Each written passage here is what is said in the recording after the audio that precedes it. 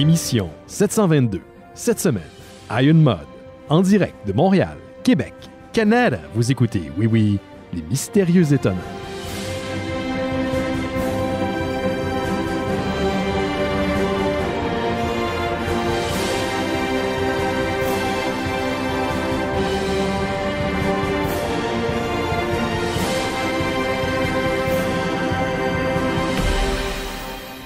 Bonjour à toutes et à tous, vous écoutez Les Mystérieux Étonnants, une émission en balado-diffusion consacrée au BD et à l'ensemble de la culture populaire.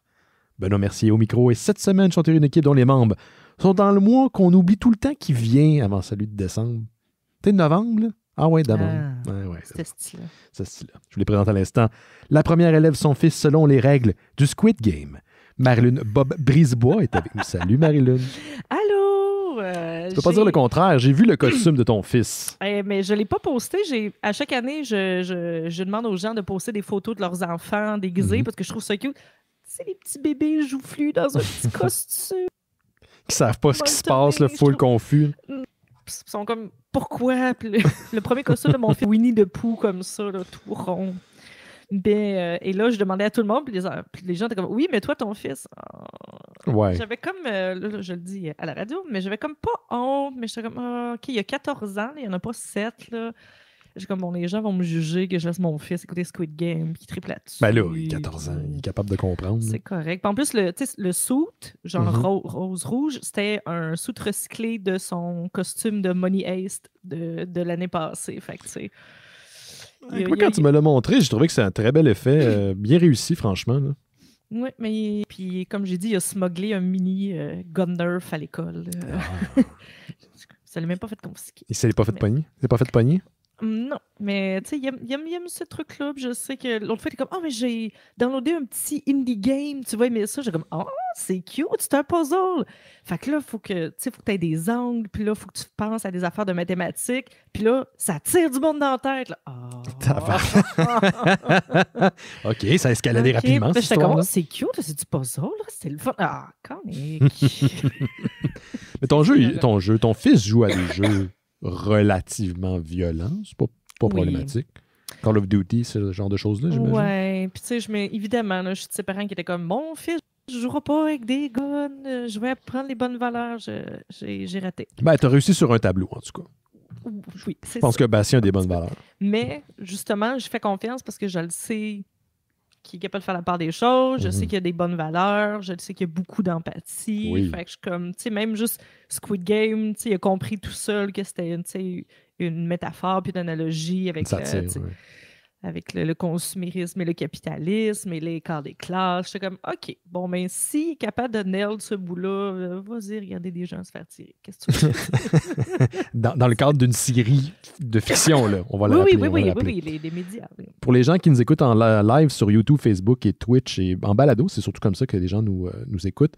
Je vous rassure, Marilyn n'a pas la COVID. Elle a pogné quelque chose d'autre, mais pas la COVID. Oui, elle a passé 2 tests pour être certain. C'est correct. Bien de le préciser, là, c'est un petit peu inquiétant. Cette semaine, c'est juste Marilyn puis moi. Pour le début de l'émission, on va être rejoint par notre ami Laurent Boutin qui va nous rejoindre dans quelques instants, voire à environ 30 minutes. Juste avant de commencer dans les nouvelles, je voulais vous remercier pour le beau mois d'Halloween 2021 qu'on a passé ensemble, les Mystérieux Étonnants. Depuis la pandémie, ça fait 2 ans, en fait, qu'on fait l'Halloween des Mystérieux Étonnants, donc un mois consacré à plein d'activités avec nos auditeurs, nos auditrices. Une bonne partie de ces activités se passaient sur Discord. On a écouté des films, des documentaires sur le paranormal. Ça a engendré beaucoup de discussions. En fait, souvent, les discussions qui se passent derrière le micro, si je peux dire, n'ont rien à voir avec le film.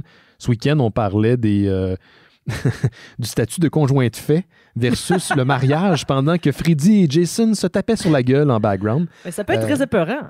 Oui, ça peut l'être, dépendamment du côté de... Juste le mot conjoint, ça...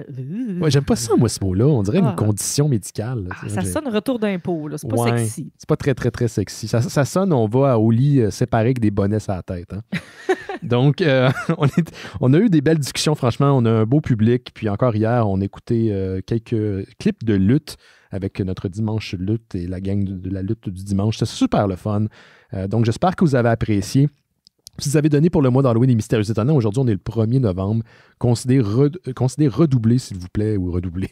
Renouveler plutôt. Vous pouvez doubler, ça vous tente, mais renouveler votre contribution Patreon. C'est sûr que novembre va être un petit peu plus calme, mais on va vous préparer des trucs pour décembre qui s'en vient assez rapidement. Là. Écoute, les tunes de Mariah Carey se font aller depuis ce matin. Elle a sorti un TikTok. Oui, aujourd'hui, Mariah Carey de elle qui fait sur des citrons, puis elle est comme My time to shine. Hey, c'est rare que je fais ça là, parce que je sais que le lundi, on diffuse live, mais c'est surtout un prétexte pour enregistrer à distance depuis la pandémie. Mais je veux saluer ce que j'imagine est Lynn Boutillette de latanière.tv, une chaîne Twitch qui est animée par Lynn Boutillette, une ancienne de Monsieur Net, une ancienne collègue à moi de Monsieur Net, et son conjoint. C'est vraiment une super de belle chaîne. Puis là, je viens de voir qu'elle réagit. J'espère que ça va bien, Lynn, de ton côté. On parle pas souvent, mais maudit que je trouve ça hot ce que tu fais. Puis allez voir latanière.tv. Ce qu'ils font, c'est très, très, très cool. C'est très cool. Yes. Sinon, bonne nouvelle tout le monde. Marie-Lune, je te rassure. Les gens à la maison, je vous rassure. J'ai décidé hier à 1h du matin, parce que j'ai pas été en mesure avant, de mettre un gros montant dans une maison de Lego de Home Alone plutôt que de crisser ça dans les REER, parce que j'ai les priorités à la bonne place. Oui, j'ai vu ton meme de mettre de l'argent dans mes REER. Non, acheter une maison Lego de Home Alone. Yes! On était... il y avait Simon, il y avait Chen qui était là, il y avait Étienne Cormier et Steph LC qui essayaient d'acheter la maison en même temps, simultanément à minuit. Le site a... Je sais pas ce qui est arrivé, le site a planté. Le produit n'était pas disponible, puis à un moment donné, bang, à 1h du matin, je me suis réveillé avec un petit feeling et tout le monde m'avait écrit « Ben! » Je me suis garoché, je me suis dit, je vais faire un petit cadeau, puis peut-être que durant le mois de décembre des Mystérieux ou durant les fêtes, je vais peut-être essayer de le monter en live sur Twitch. C'est le genre d'affaires que je vais faire durant les vacances. J'avais dit ça pour la Firehouse de Ghostbusters l'année passée. Finalement, c'est impossible de se concentrer en même temps et de parler. Je vais voir dans quel mood je suis, mais j'aimerais bien faire ça. On commence une nouvelle cette semaine, Marie-Lune? Tu as des trucs de ton côté? Tu n'en as pas beaucoup. Tu me disais que tu avais de la misère à trouver des trucs cette semaine. Oui, ben en fait, il y en a, mais j'avais de la difficulté à trouver des choses qui m'intéressaient. Ouais, je comprends. Mais il y avait plein de nouvelles de DC, fait que c'est déjà là. Oui. Ça en dit beaucoup pour... Moi, j'en parle des nouvelles de DC. Je vais pallier à... Il y en a une qui m'intéressait, mais j'étais comme, au pire, j'en parlerai avec Ben parce que je m'y connais pas assez. Tu sais, la nouvelle m'intéressait, mais j'étais comme, je pourrais pas broder. Je vais faire comme, voici ma nouvelle. Bon, tu me le garocheras, puis je vais broder. Je brode depuis 15 ans. C'est ça, les mystérieux. C'est un peu ça. Mais je peux commencer par ma terrible nouvelle. Terrible nouvelle. Terrible. Jason Momoa a le COVID. Oui, j'ai vu ça. J'ai vu ça parce que je l'ai appris par toi. Tout le monde m'a écrit. Tout le monde m'écrit « Oh non, Marie-Lune! » Donc, Jason Momoa, il y a 2 jours, il y a eu un genre de communiqué de presse. Il y a la COVID qui a contracté sur le tournage d'Aquaman 2. Mm-hmm. Donc, qu'est-ce qu'il y a pire qu'Aquaman 2? Pas une COVID sur le tournage d'Aquaman 2. Attends, il paraît que le premier était bon. Je dois avouer que je ne l'ai pas écouté encore. Je pense que j'en avais parlé. J'ai écouté 20 minutes. Je hurlais dans le salon chez mon chum. J'étais comme « C'est normal! » J'ai pas aimé ça. Je trouvais ça cheap. C'est Momoa. Je me sentais insultée. Hey, pour que Jason Momoa, mouillé en bédaine, compense pas pour le fait que le film était dole, c'est parce qu'il était vraiment dole. Ah ouais. OK, là, tu me le vends pas bien. J'aurais dû l'écouter sur mute, peut-être. Oh, come on. Mais j'étais insultée par le film. J'étais comme, je suis capable de prendre du cheap, je suis capable de prendre un film qui se prend pas au sérieux, je suis capable de prendre quelque chose qui suit pas. Là. Je tripe sur Star Wars, fait les plot holes, ça va. Ouais. Je deal avec, mais non, je me sentais flouée. Et là, il a pogné la COVID sur le tournage plateau. Du 2. Mm-hmm. Là, pour l'instant, il n'y avait pas de symptômes jusqu'il y a 2 jours. Il est en isolation. C'est juste que là, ça fait un peu l'amour au chien pour le film. Mm-hmm. Donc, ils sont en surpause en ce moment. Donc, ça coûte cher de 2 semaines de pause sur un gros tournage comme ça. C'est des milliers de dollars. Et surtout qu'au début du tournage, il s'était blessé. Pas grièvement, ça fait comme 2-3 fois qu'il se blesse, puis les gens sont comme, mais qu'est-ce qui se passe? Il est comme, ben, je vieillis, guys. Oui, il l'a dit en entrevue. C'est ça, là, il y a de la misère, puis plus que tu as des blessures, plus que tu as des blessures aussi, là, tu deviens fragile. Dans le chat, quelqu'un dit, on peut pas y la COVID sous l'eau. Par les branchies. Par les branchies, peut-être, apparemment. Donc, aux dernières nouvelles, il dit qu'il va bien. Il ne se sent pas en danger. Il était vacciné. Puis Puis là, j'étais comme, c'était encore de ma faute. J'avais oublié de penser à Mark Hoppus. Puis là, il a pas le cancer. Là, j'ai oublié de penser à que Jason Momoa pogne pas le COVID. It's all about me. Je suis désolée, Jason, mais... Bon, moi, il était vacciné, donc ça va réduire sûrement l'impact du virus. Non, il était vacciné, puis ils font attention. Je pense qu'on parlait de ça aussi, qu'il y a des... Sur les tournages, les gens sont obligés d'avoir des COVID officers. À mon travail, je vais sûrement le faire aussi. Je trouve ça bien quand même. C'est drôle que c'est un rôle qui n'existait pas avant. Mais que, tu sais, juste que des gens que leur job, c'est juste de s'assurer que tout le monde respecte toutes les règles. Tu sais, c'est un...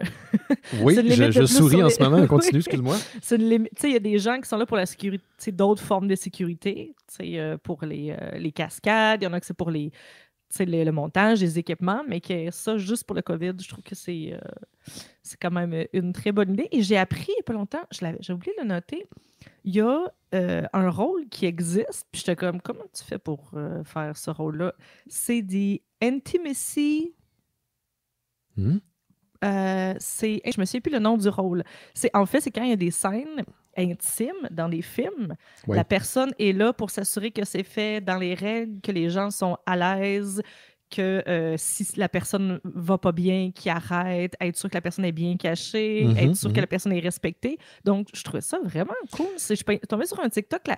C'est un rôle sur un plateau de tournage. Oui, je pensais que c'était que ça revenait peut-être je sais pas si les réalisateurs là, ou les gens en charge du plateau, mais qu'il y a quelqu'un attitré à ça. J'imagine que cette personne-là s'assure aussi qu'il n'y a pas du personnel inutile sur le plateau lors de tournage. C'est ça, c'est respecter l'intimité, respecter les limites, respecter aussi les contrats, mais puis il a donné des trucs, puis c'est vraiment, tu sais, du aftercare, tu sais, la personne vient de tourner une scène, comment tu te sens? Est-ce que tu te sens bien? Est-ce que tu as besoin d'en parler? Est-ce que tu te sens pas respecté? Est-ce que tu trouves que ça a été trop loin? Coordonnateur d'intimité.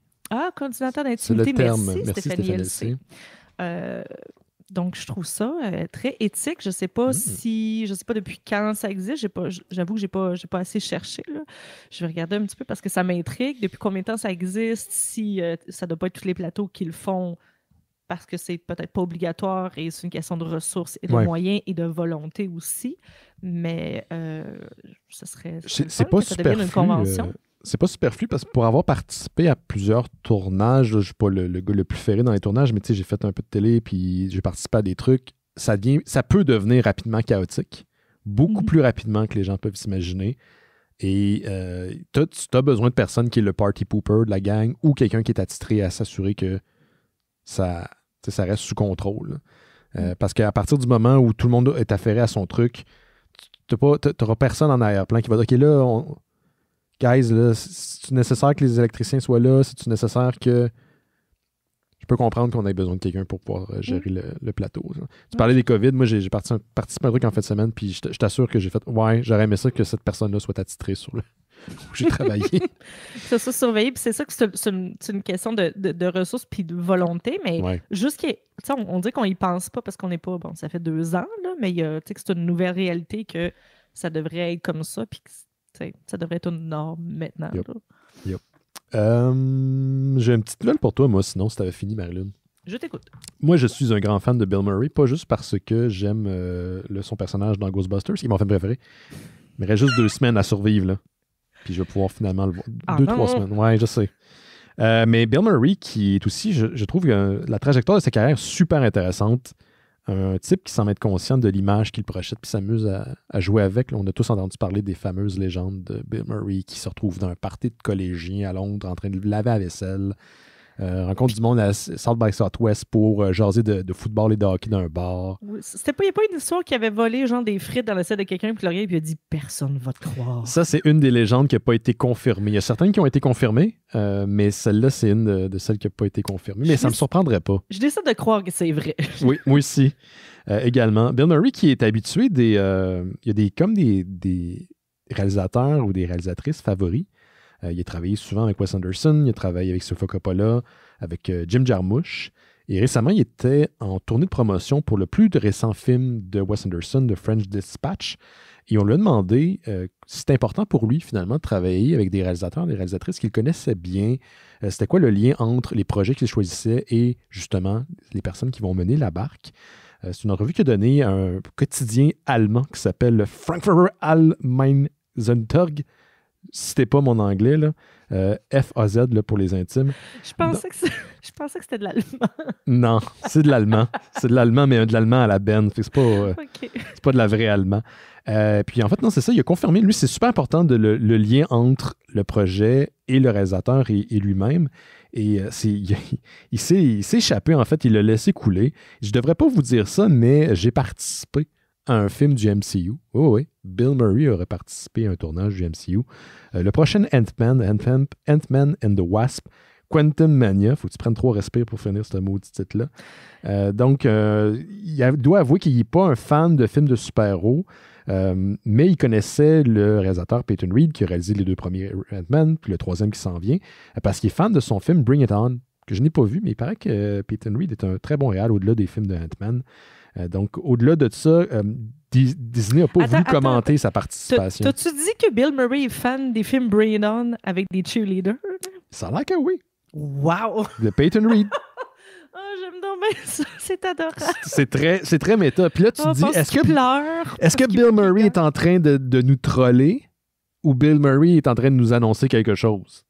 Parce que je lisais la nouvelle, puis tout ça faisait beaucoup de sens. Mais moi, je suis comme, attends, il est en train de niaiser? Parce que Disney n'a pas confirmé, il n'a pas voulu commenter la nouvelle. En même temps, il semble pas avoir un rôle super important sur la production. Puis après, tu te dis, ben attends, c'est encore lui qui est en train de niaiser. Ça se pourrait. Fait que je vous dis ça, mais en fait, je vous dis rien. Donc, Ant-Man and the Wasp, le 3e, va sortir quelque part autour du 28 juillet 2023, si tout va bien. Paul Rudd va être de retour, Evangeline Lilly, Michael Douglas, Michelle Pfeiffer et Jonathan Majors, qu'on a vu dans Loki, incarner le personnage de Kang the Conqueror. Donc, Loki est très bon d'ailleurs comme série. Si vous n'avez pas pris le temps, durant les fêtes, je vous conseille fortement d'aller écouter. J'ai écouté 2 épisodes. That's it? Puis t'as pas embarqué plus que ça? Oui, c'était super bon. Pour vrai, j'ai vraiment adoré ça. T'es pas obligé de me convaincre. Si t'as pas aimé ça, t'as le droit. Non, non, c'est très intelligent, c'est très bien fait, c'est bien tourné. Les acteurs sont pas pires. Non, Mais t'as pas continué. En fait, c'est parce que ma Apple TV est vieille et je peux pas avoir Disney Plus dessus. Oh non. Puis à chaque fois que je vais écouter Disney sur ma télé, il faut que je branche un fil. Fait qu'entre brancher un fil ou partir The Office gagne. Pourquoi je suis pas surpris? Je pourrais juste regarder sur mon ordi. Non, et voilà. C'est quoi le mème auquel tu as réagi cette semaine? La chanson thème The Office à 2h du matin, là, dans le tapis. Là. Mais pour de vrai, à chaque fois que je crie à ma télé, on se calme la chanson thème. C'est comme... T'es comme ça va, on se calme. T'es rendu à combien d'écoutes de The Office? Je sais pas, mais j'ai écouté The Office pour la première fois l'année passée. Wow, ou l'autre avant. Tout est flou, les 2 dernières années. Oui, je suis là avec toi là-dessus. Pas avant la pandémie, mettons. Et là, je dois être rendue à ma 3e fois. Et je suis en train de réécouter Grey's Anatomy encore. Encore? Et là, je suis rendue, genre la 10e saison. Hey, c'est pas bon, là. Marilyn, t'aurais pu écouter The Mandalorian au moins 15 fois là, depuis ce temps-là. Ouais, je le sais. Est-ce que c'est au Mystérieux qu'on fait ça, oui, avec Laurent, calculer le temps que ça nous prenait, que ça prenait dans notre vie. Puis j'ai commenté ça à quelqu'un l'autre fois qui était comme, oui, je réécoute Grey's Anatomy pour la 5e fois. J'étais comme, quoi que tu fasses, va pas checker ça fait combien d'heures de vie. Puis la personne est comme, oh non, qu'est-ce que je fais de ma vie? Ben, en même temps, il faut se divertir un peu. En autant que ce ne soit pas problématique. D'ailleurs, on parlait de Mandalorian. Et la semaine passée, les gens qui ont écouté l'émission, j'ai fait ma chronique Crafty Ben, ma chronique annuelle qui était à Halloween. Et donc, j'avais créé, je vais le présenter pour les gens à la maison qui écoutent en live. Attendez un instant, il faut que je me penche. Ma réplique de Grogu, dont 20% de la matière utilisée pour la faire est organique et est donc en train de pourrir. Ça va. C'est la lime qui est sur sa tête. Qui est sa tête. Puis pour l'instant, Grogu ne s'est pas encore transformé en Yoda. C'est ce que je voulais voir. Qui va pisser. Ouais, j'imagine. Mais là, je pense pas la garder une autre semaine. Tu le sais, lundi, c'est évident, Marilyn. Donc, ouais. Fait que non, elle va bien. Je pense que pour l'instant, elle a bonne mine. C'est peut-être toute la colle aussi que j'ai utilisée chaude pour la conserver qui fait ça. Mais l'extrait est un peu partout sur nos réseaux sociaux, donc Instagram, Facebook.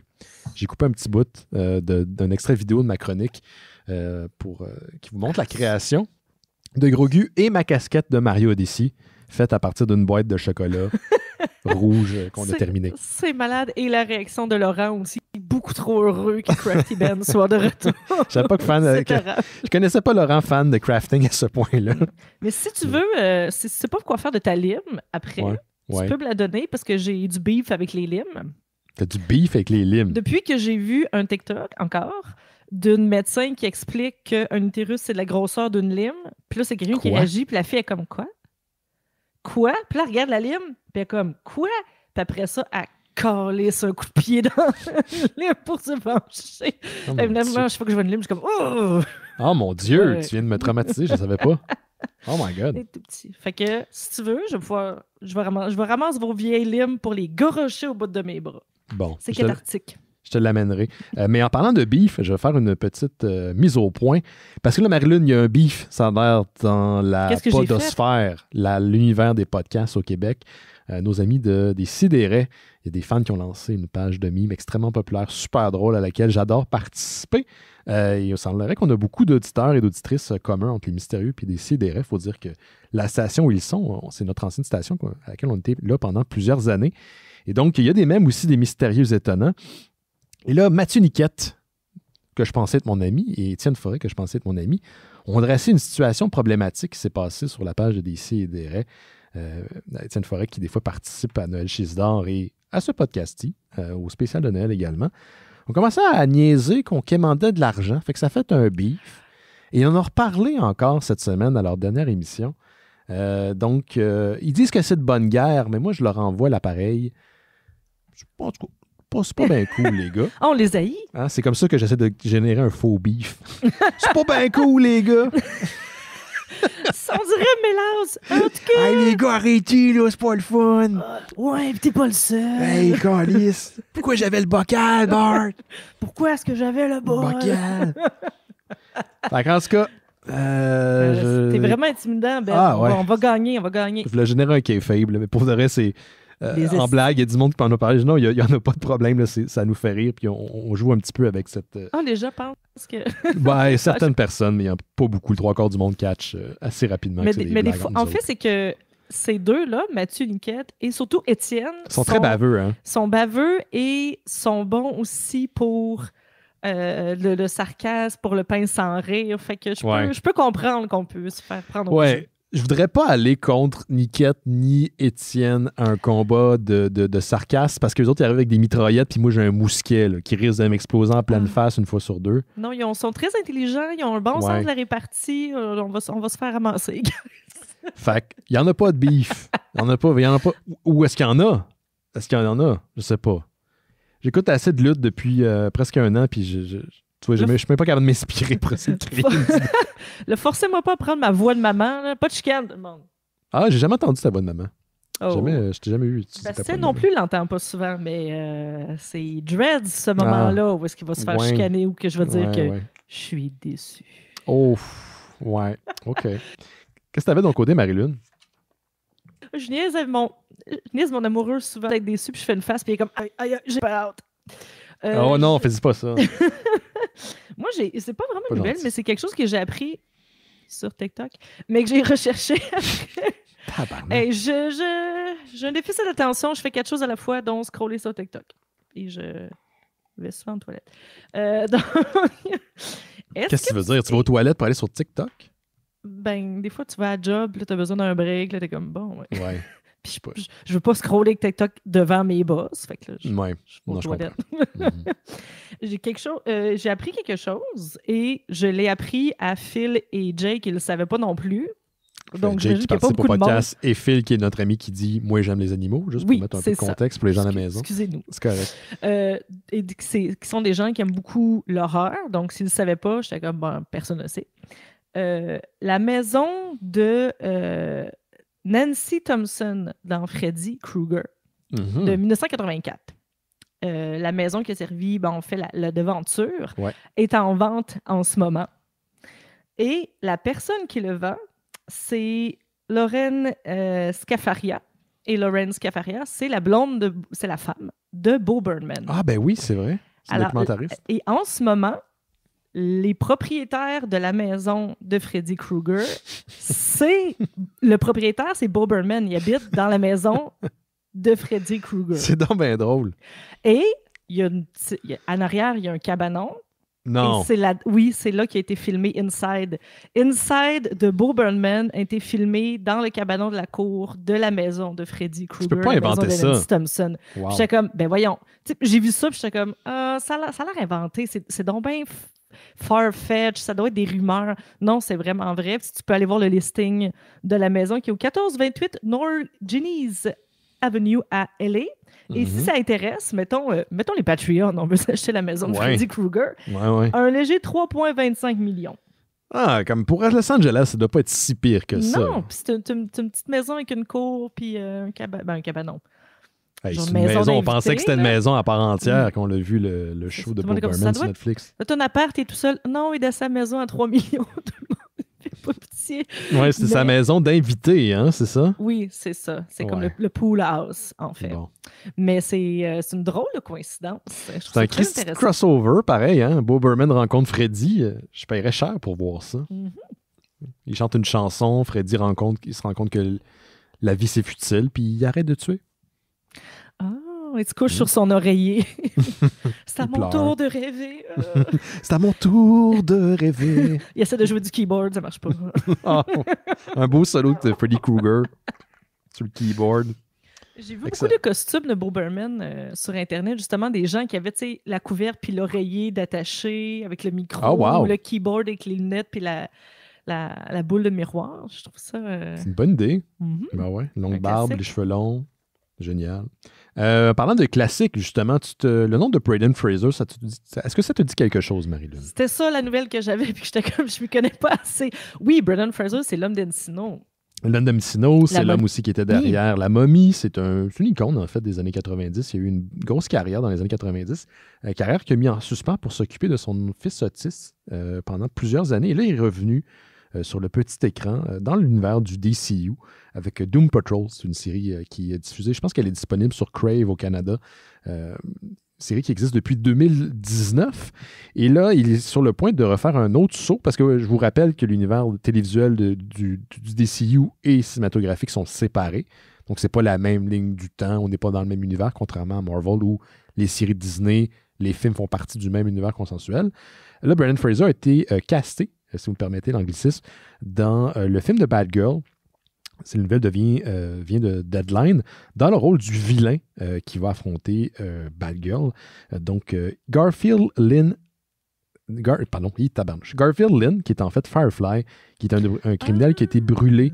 Le pire, c'est que je sais c'est qui, ça. Tu l'as déjà vu? Ben, je sais c'est qui ce méchant-là. Donc, qui a été brûlé durant un feu chimique et qui s'est construit une espèce d'armure antifuge et qui essaie de détruire, bien sûr, Gotham à l'aide de des flammes parce que, ironie, c'est un film qui va être réalisé par le duo de réalisateurs Alib El Harib et Bilal Falal qui ont travaillé entre autres sur le dernier Bad Boys for Life, et ça va mettre en vedette l'actrice Leslie Grace dans le rôle titre de Bad Girl, donc Barbara Gordon. Brendan Fraser, sinon, comme je le disais, incarne depuis 2019 dans Doom Patrol le personnage de Robotman, Cliff Steele, disponible sur Crave, si je me souviens bien. Je suis contente, j'ai pas vu cette série-là, mais je suis contente qu'il soit revenu parce que Brendan Fraser... l'Internet n'a pas été fin avec lui pendant un petit bout parce qu'il s'est retiré, il a engraissé, il était plus, c'était un genre de sex symbole dans les années 90. Puis il vieillit, veut pas, tu sais. Il vieillit, mais il y a eu... il a subi des trigger warning, il a subi une agression sexuelle, puis on a parlé dans le milieu d'Hollywood, et évidemment, ça n'a pas toujours bien passé, les gens n'ont pas été gentils avec lui, et comme tu dis, il s'est retiré pour s'occuper de son fils autiste, et il habite même dans un endroit retiré parce que son fils est super sensoriel, donc il ne faut pas qu'il y ait beaucoup de bruit, il ne faut pas qu'il y ait beaucoup de gens, il ne faut pas qu'il y ait beaucoup de lumière. Donc, ils ont décidé d'habiter super loin, ce qui n'est pas pratique pour ce genre de métier-là, pour son fils. Et l'Internet n'a pas été gentil. Et là, l'Internet se rattrape. Et là, il y a plein de vidéos en son honneur. J'ai vu aussi des gens qui ont payé des caméos. Tu sais, quand tu peux payer quelqu'un pour discuter, tu peux avoir juste un message, mais il y en a que tu peux discuter live avec la personne. Puis il était cute, il avait un chapeau de cowboy, il avait une rose, il buvait un petit verre, il avait l'air super sympathique. Et la fille, il disait, j'espère que tu le sais qu'on t'aime, puis j'espère que tu sais que tu nous fais du bien, puis que l'Internet t'aime, puis qu'on avait hâte que tu reviennes, puis tu vois qu'il ça y fait quelque chose, ça y fait plaisir. Je pense qu'on avait besoin de se rattraper. C'est le genre d'histoire que j'aime beaucoup. J'adore les histoires d'underdog. Je pense que soit la carrière ou la trajectoire de quelqu'un peut changer plusieurs fois au cours d'une vie. Et autant que les gens peuvent être méchants et peuvent aimer bâcher sur les autres, autant qu'on aime quand cette personne-là est capable de passer outre les adversités puis devenir... puis d'en sortir aussi... Parce que, tu sais, veux pas, pour une génération, Brendan Fraser, c'est associé aux années 90, puis c'est associé à la jeunesse, c'est associé à un côté peut-être un peu plus campy de la culture pop des années 90, mais il nous fait du bien, tu sais, il nous rattache à cette période-là de nos vies. Fait que je suis content de voir que, au-delà des difficultés qu'il y a eu, puis il est en train de récolter aussi pour la belle carrière qu'il a faite. Puis ça a franchement de l'air d'un gars sympathique, de l'avoir vu en entrevue sur YouTube. Tu sais, ça a l'air bizarre de souhaiter du succès pour quelqu'un qu'on connaît pas. Ben, je lui souhaite du succès. Je lui souhaite un bon comeback. C'est une très belle histoire. On prend les vedettes, là, parce que je vais prendre cette ombrelle-là grande. On prend les vedettes pour acquis. C'est comme s'ils nous devaient quelque chose. Ils nous doivent la beauté, ils nous doivent la jeunesse. Ils nous entertainent. Le fameux là, on paye pour ta vie, pour ta carrière. Puis on l'a pris pour acquis, puis on n'a pas fait attention. Puis on l'a perdu pour ne pas être fin, mais je trouve ça très beau, puis je suis contente qu'il soit revenu. Puis c'est vrai qu'il a l'air d'un chic type. Là. Il a l'air d'un vrai chic type. Puis tant mieux, il y a tellement de faux fins dans l'industrie, que ce soit au Québec ou ailleurs. Tant mieux si c'est un vrai fin. Il faut fin est une vraie expression en sous un passe. Ben, je vais peut-être écouter Bad Girl. Ben, j'avais déjà l'intention. Oui. Pour cette raison. C'est pas la série télé, par contre. C'est pas la même chose. Je comprends ton intérêt, mais non, ce n'est pas la même chose. Ah, d'accord. Mais il y a beaucoup de gens, c'est très populaire, le film La Momie, on appelle ça le Bi Panic Movie. Hein? Parce que tout le monde est beau là-dedans. Il y a Rachel Wells là-dedans qui a une énergie bisexuelle forte. Il y a Billy Zane. Il y a Brendan Fraser. Fait que c'est comme c'est comme le populaire que ce film-là, ça a éveillé des choses en des gens se sont questionnés après ça. Oui, je peux imaginer. Qu'est-ce que tu avais de ton côté, Marilyn? J'ai l'impression que je t'ai piqué Brandon, mais on se l'est partagé finalement. Ouais, c'est ça. Ah! On peut rester dans la télévision. Moi, j'ai pas écouté la série Bridgerton. Tu l'as écouté, toi? Bridgerton? Bridgerton. On dirait comme un faux nom de série dans 30 Rock. The Vergers. The Vergers. Ouais. C'est une série anglaise avec des perruques puis des robes pouffies puis des... Non, j'ai pas une... Le mot haine est peut-être fort, là. Mais j'aime pas ces séries-là. J'aime pas ces séries-là d'époque, ça me gosse. J'ai de la difficulté, en fait, c'est que peut-être que c'est très bien fait, peut-être que les intrigues, peut-être que c'est juste une trame et que l'intrigue est super bonne, le personnage c'est bien écrit, c'est peut-être juste une excuse pour montrer des robes pouffies puis des perruques. Moi, j'ai les perruques. C'est pas ma perruque, ça. Mais apparemment... les cheveux. Apparemment, c'est full sexu. Ah. Fait que, maybe. C'est sur Netflix. Et Bridgerton fait une tournée. Donc, c'est une tournée nord-américaine pour l'instant. Ça vient à LA, Chicago, Washington et Montréal. Oh, wow, donc, c'est quand même très intéressant que ça vienne à Montréal. Plug, c'est ma job qui fait la production. Ah ben là, c'est pour ça que tu l'as. Mais je trouve ça vraiment intéressant parce que c'est une activité, c'est un événement d'immersion. En partant de choses qui est intéressantes, notre ami Laurent Boutin qui vient d'arriver. Parle de choses intéressantes et full sexu. Oui, justement. Laurent est arrivé avec son cul. C'est tout le temps de même, à chaque semaine. Oui, on m'a appelé gros bâton la semaine passée. Écoute, on prend ce qui passe. On parlait de Bridgerton, Laurent. Donc, de quoi? Oui, j'ai eu la même réaction que toi. Bridgerton, la série sur Netflix. De gens avec des perruques. Oui, je suis familier avec ça. Là. Mais c'est une série qui est quand même très, très populaire. Et c'est pour ça qu'il y a une tournée, justement, comme je disais, à LA, Chicago, Washington et Montréal. On dirait que... Et Repentigny. Non, c'est pas vrai. On dirait que ça fait... J'aime beaucoup Montréal, mais on dirait qu'on fait pas là. On est comme le cousin qui est invité. « Hey, les gars! Salut! » Salut! Salut! Donc, c'est le 29 janvier 2022 en Montréal. Les billets sont en vente en ce moment. Comme je disais, c'est une activité d'immersion. Donc, tu payes tes billets. Il y a des comédiens, il y a des costumes. Tu peux porter des costumes. Il y a des musiciens qui vont jouer des instruments à cordes. Il y a des photo-op. Il y a des places VIP, il y a des comédiens, pas des comédiens de la série, mais quand même des comédiens qui vont jouer le jeu. Il y a une salle de bal. Mais quand tu dis interactif, on est assis ou il faut se promener? Non, tu es debout, tu te promènes dans une salle, tu promènes d'une salle de bal à une autre pièce et ça recrée des bouts de décor, de scènes, de situations connues de la série. De la série. Je trouve ça quand même intéressant comme type d'activité. Donc, tu sais, c'est pas une pièce de théâtre, c'est pas juste une exposition, c'est participatif. Et... Oh, Marilyn est disparue. Une chance que tu étais là, Laurent, parce que je me serais retrouvé tout seul. Tu tripes vraiment sur On a perdu tes 30 dernières secondes, Marilyn. Répète ça, excuse-moi. C'est que du COVID. Oh, calé, bon. Vas-y, essaye-toi, là. Je vais tout garder ça. On fait du podcast réalité. Fait que... Ce que je disais, c'est que je trouvais ça intéressant comme concept, que quand tu aimes vraiment une série, que tu veux te plonger dedans, surtout là, que c'est une série avec des costumes plus grands que nature, tu sais, que c'est très, très loin de notre réalité. Ouais. Justement, avec, tu sais, je pense qu'il y a comme la reine ou je sais pas quoi. Donc, tu peux, justement, prendre des photos, mettre les costumes, être dans les décors. Je trouve que c'est quand même une activité intéressante. Puis j'aimerais savoir ça peut-être pour une série que j'ai vue ou, ou d'autres, que ce soit District repris. 31, là. Oh, yes! Ben oui. Dans un poste de police. Ouais, je suis pas sûre, ça me tente. Bon, ben peut-être pas toi, mais je suis sûr qu'il y a beaucoup de monde au Québec, là. Peut-être pas pour les mêmes raisons. Loue une ancienne prison, puis hey, c'est le fun. Watat, j'aimerais ça. Mais c'est juste, détail, c'est 17 ans et plus. Je pense que je sais pas pourquoi, il y a peut-être de l'alcool, le côté sexu peut-être, ou je sais pas trop, parce que c'est pas 18 ans et plus, mais c'est 17 ans et plus. Les billets sont en vente en ce moment, donc juste taper Bridgerton événement, et c'est 64 $ du billet. Et je pense qu'il y a des billets VIP pour avoir une expérience plus. Plus, OK, merci. Mais là, j'ai manqué le début. Est-ce que tu mets des costumes qui sont déjà sur place? Oui, mais c'est plus... Que déjà plein de gens ont mis avant toi, genre? Mais il y a des props, mais je sais qu'il y a encore là des COVID officers, mais c'est bien, bien protégé. Oui, mais y a-tu des punaises de lit officers? Bien vu, Laurent, bien vu. Merci. Parce que ça me stresse encore bien plus. Oh oui. Bon, Ben se trouve une nouvelle carrière. Ben, Laurent et moi, on a vécu le traumatisme d'avoir des punaises à la maison. Et Christy, on n'en veut pas. Hein? Plus jamais. Jamais. J'ai pas besoin de le préciser, mais évidemment, ça prend le passeport vaccinal. Ben oui, of course. Bien sûr. Monsieur Laurent, juste avant de peut-être parler de tes nouvelles, je sais que tu es allé à l'activité de notre ami Jake Dion la semaine dernière, le 28 octobre. Jake n'est pas là cette semaine, mais est-ce que tu peux nous en parler un petit peu? On peut rappeler rapidement c'est quoi? C'était quoi? C'était tellement d'affaires en même temps. Oui, c'était beaucoup de choses.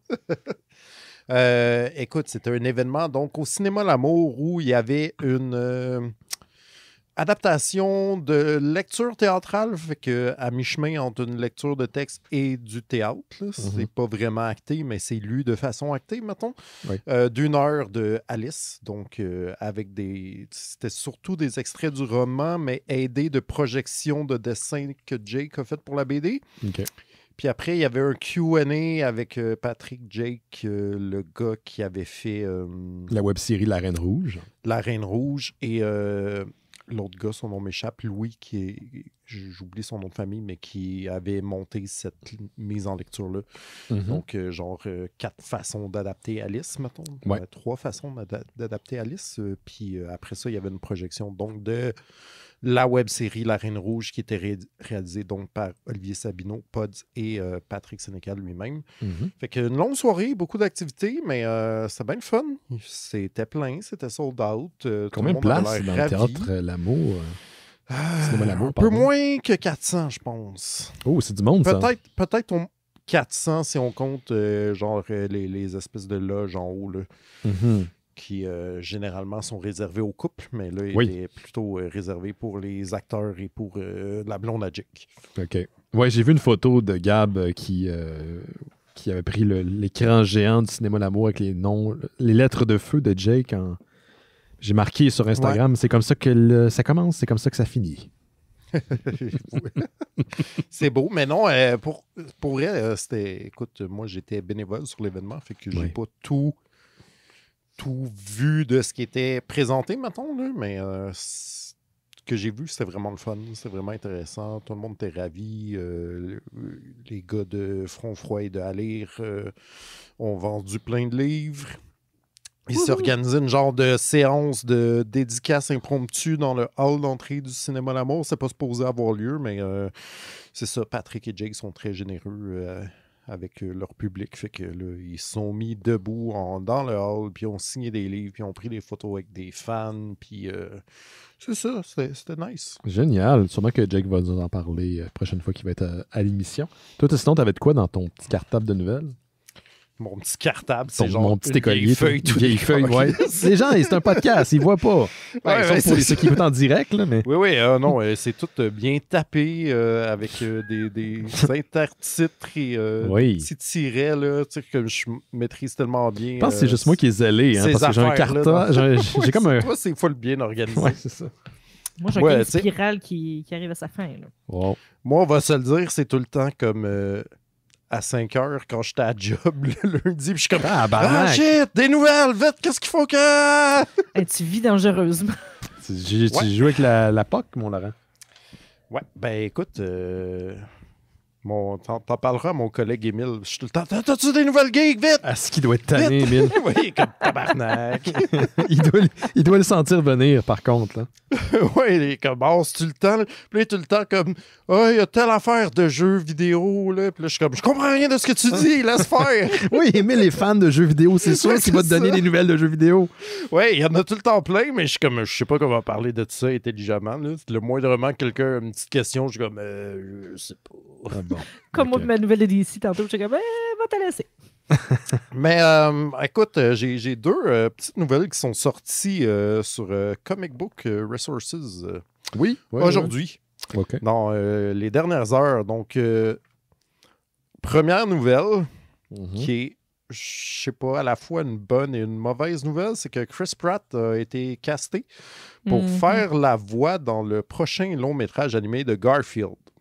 OK, je pensais que tu allais dire Mario. Je suis comme Mario, ça fait Non, c'est de la vieille nouvelle. Là. J'essaie d'amener du nouveau. Fait que oui, il va faire Mario dans le film de Super Mario, mais il va aussi faire Garfield dans le film de Garfield. Là, ma question, c'est qui a besoin d'un film de Garfield encore? Parce que moi, j'ai encore il y a eu un film de Tom and Jerry cette année, là. Fait que j'imagine. Oui, mais Tom and Jerry, j'ai pas de PTSD de film de Tom and Jerry. Garfield, oui. Attends, tu parles du live action de Garfield ou tu parles d'un film animé de Garfield? Garfield?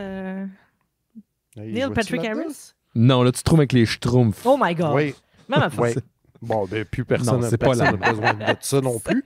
Mais oui, je te parle du live action où ce que John, il sort avec Jennifer Love Hewitt. Peux-tu moins avoir compris Garfield que ça? Mais attends, le 1, par contre, il y a Bill Murray dedans, dont on parlait en début d'émission. Oui, Bill Murray fait la voix de Garfield, effectivement. Ah, Bill, il a le droit. Ouais, mais même à ça, tu sais, je veux dire, on l'aime, Bill, là, mais je veux dire, qui a fait ça a permis un excellent gag dans le premier Zombieland. Oui. C'est pas mal tout. Oui.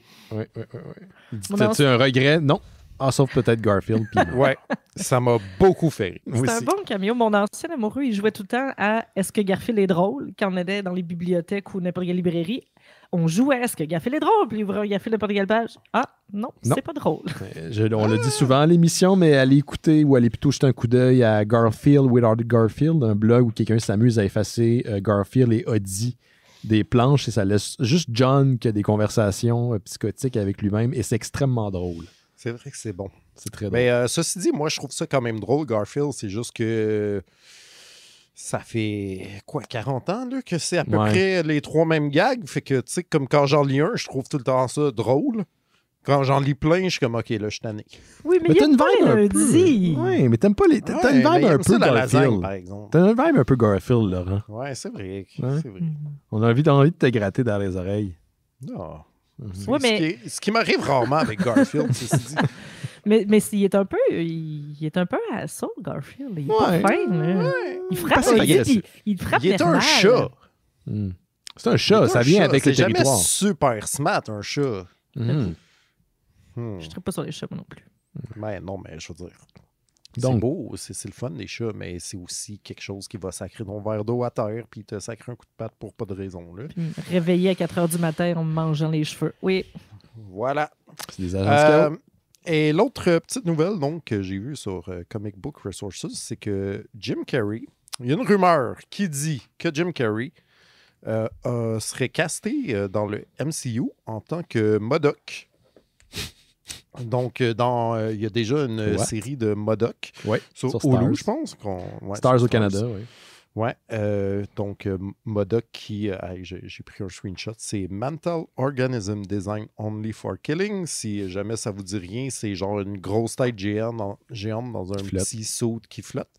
Un personnage que j'aime vraiment beaucoup quand même parce qu'il me fait beaucoup rire. Mais là, ça serait Jim Carrey qui serait casté pour le jouer live dans les MCU, mais on ne sait pas exactement où encore. Il y a des rumeurs d'apparition dans la future série de She-Hulk qui s'en vient. Peut-être dans le prochain film de Ant-Man and the Thing, peut-être dans Secret Invasion. C'est encore flou, mais ça a l'air pas mal certain que ça va se passer.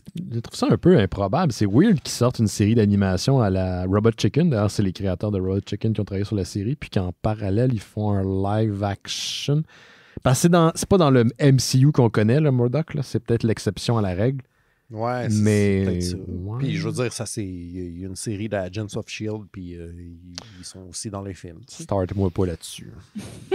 Ça existe. Je sais. J'ai jamais rien regardé. Je ne sais pas si c'est regardable, mais ça existe. C'est weird. C'est parallèle puis en même temps du MCU. C'est vraiment bizarre. J'ai beaucoup de la misère à trouver où le mettre. En même temps, il y a eu genre 4 reboots de Spider-Man. Fait que c'est plus weird que ça. Ouais, mais ça, c'est pas un problème, ça. Non, mais c'est ça. Mais les 4 reboots, il y en a eu 3, là. OK? Into the Spider-Verse, ça compte-tu, mettons? Techniquement, oui, mais c'est pas le même style de reboot. Puis avant, c'est parce que les reboots reboot. Les reboots étaient dans le Sony Universe. Ça n'avait rien à voir avec le MCU. C'est pour ça qu'il a été rebooté. Plusieurs fois. En tout cas... Ouais, on peut appeler. Faudrait inviter Kevin Feige à l'émission. Je suis sûr qu'il va accepter. Hey, t'as interviewé ces 3 PO, là. Ben oui, c'est ça. C'est vrai que j'ai fait ça en 2021, j'ai oublié. The Québec Podcast that talked with Anthony Daniels. Voyons, on dirait que je parle anglais comme Dom Massy, mais salut Dom, je t'aime. Mais, il sait, je pense. C'est adorable. Mais ça veut dire que Jim Carrey aurait été dans DCverse et serait dans la MC. Oui, il a aussi été dans le Kick-Ass-verse, mais je pense qu'il renie cette partie-là. Tu penses qu'il renie cette partie-là? Il me semble que j'ai lu des articles qui étaient comme « Non, j'ai ça, c'est comme ben trop violent, c'est pas des bonnes valeurs. » Puis le 2 est tellement moins intéressant que le 1 au niveau de la violence. C'était la partie où il avait l'air de pas bien filer aussi. Là, fait que... Ouais, il y a eu une drôle de passe à un moment donné. Ouais, fait que c'est ça. Mais en tout cas, je suis bien intrigué par tout ça. Plus par Jim Carrey que Garfield, on va se dire. Mais, moins de Chris Pratt. Moi, j'aime bien Chris Pratt. J'aime bien Chris Pratt aussi. J'aimerais ça qu'il y ait plus de dinosaures puis moins de faire des voix. Ça, c'est mon... D'ailleurs, Laurent, il y a le prochain Jurassic World Evolution qui va sortir, le 2, là. Le 2? Mm-hmm. Le 2 quoi? Le Jurassic World Evolution 2 sort bientôt. On en a parlé hier. Il s'en vient en précommande. Je pensais le 2 novembre, genre demain. Non, je sais pas. Nouveau Jurassic World demain? Non, je parle du jeu, là, pas du film. Là. Oui, mais là, ça va-tu me faire stresser encore? Là? Je sais pas, moi, je veux juste flatter des dinosaures. Je veux pas gérer un parc. Là, c'est ça que j'ai appris en jouant au premier. Est-ce que ça existe Jurassic World Tycoon, mettons? C'est ça, c'est Jurassic Evolution. C'est exactement la même affaire. C'est comme Team Hospital, mais avec des dinosaures. Ah, parce que moi, j'ai downloadé Roller Coaster Tycoon sur mon téléphone. C'était une erreur. Non. C'est Dieu Marie-Lune. Ça, c'est les versions mobiles de ces jeux-là. J'ai des empêchements. Jeune enfant, maman. Ah, ta gueule, joue. Ta gueule, fais-toi un truc congelé. Non, moi, je prendrais plus un genre Jurassic World Snap, là. Alors, promène-toi, prends des photos de dinosaures, genre, comme Pokémon Snap, là. Genre Safari. Je pense que tu as des rêves impossibles, Laurent. Non, mais c'est une super bonne idée. Non, c'est une très bonne idée. Mais... Riche. Si c'était possible, ça serait pas des rêves. J'aimerais beaucoup une série qui se passe dans l'univers de Jurassic World, mais c'est comme The Office, mais dans Jurassic World. Donc, c'est le personnel qui risque de se faire bouffer par les raptors une fois sur deux. Puis... c'est un peu comme dans Cabin in the Woods, là, quand ils sont comme vraiment des discussions de machines à eau, mais que dans le fond, sont spoilers, ils sont en enfer. Ça serait drôle, un peu comme Hey, t'as-tu vu Gary? Ah non, on s'est fait manger. Mondays, right? Am I right? Là, on fait un full circle avec Garfield. Yes. J'ai une petite nouvelle, c'était ça, mes nouvelles. Une petite nouvelle concernant une BD d'horreur qui va sortir prochainement. Il y a 2 semaines, on a parlé à l'épisode 720. On a parlé d'une BD à la fin du show qui s'appelait Gideon Falls de Jeff Lemire et Andrea Sorrentino. On l'a tous aimé, Jake, Laurent, Etienne et moi-même. On a beaucoup apprécié une BD de Image Comics qui est disponible d'ailleurs en 6 trades. J'ai vu que vous étiez plusieurs d'ailleurs qui l'ont acheté après notre épisode. J'espère que vous l'appréciez. Et là, ils ont annoncé, le duo de Jeff Lemire et Andrea Sorrentino, une nouvelle collaboration pour une série d'horreur, encore une fois, intitulée The Bone Orchid Mythos, un 6 numéros, écrit encore une fois par Jeff Lemire et encore dessiné par Sorrentino. Et selon Jeff Lemire, c'est le projet le plus ambitieux que les deux ont fait à ce jour ensemble.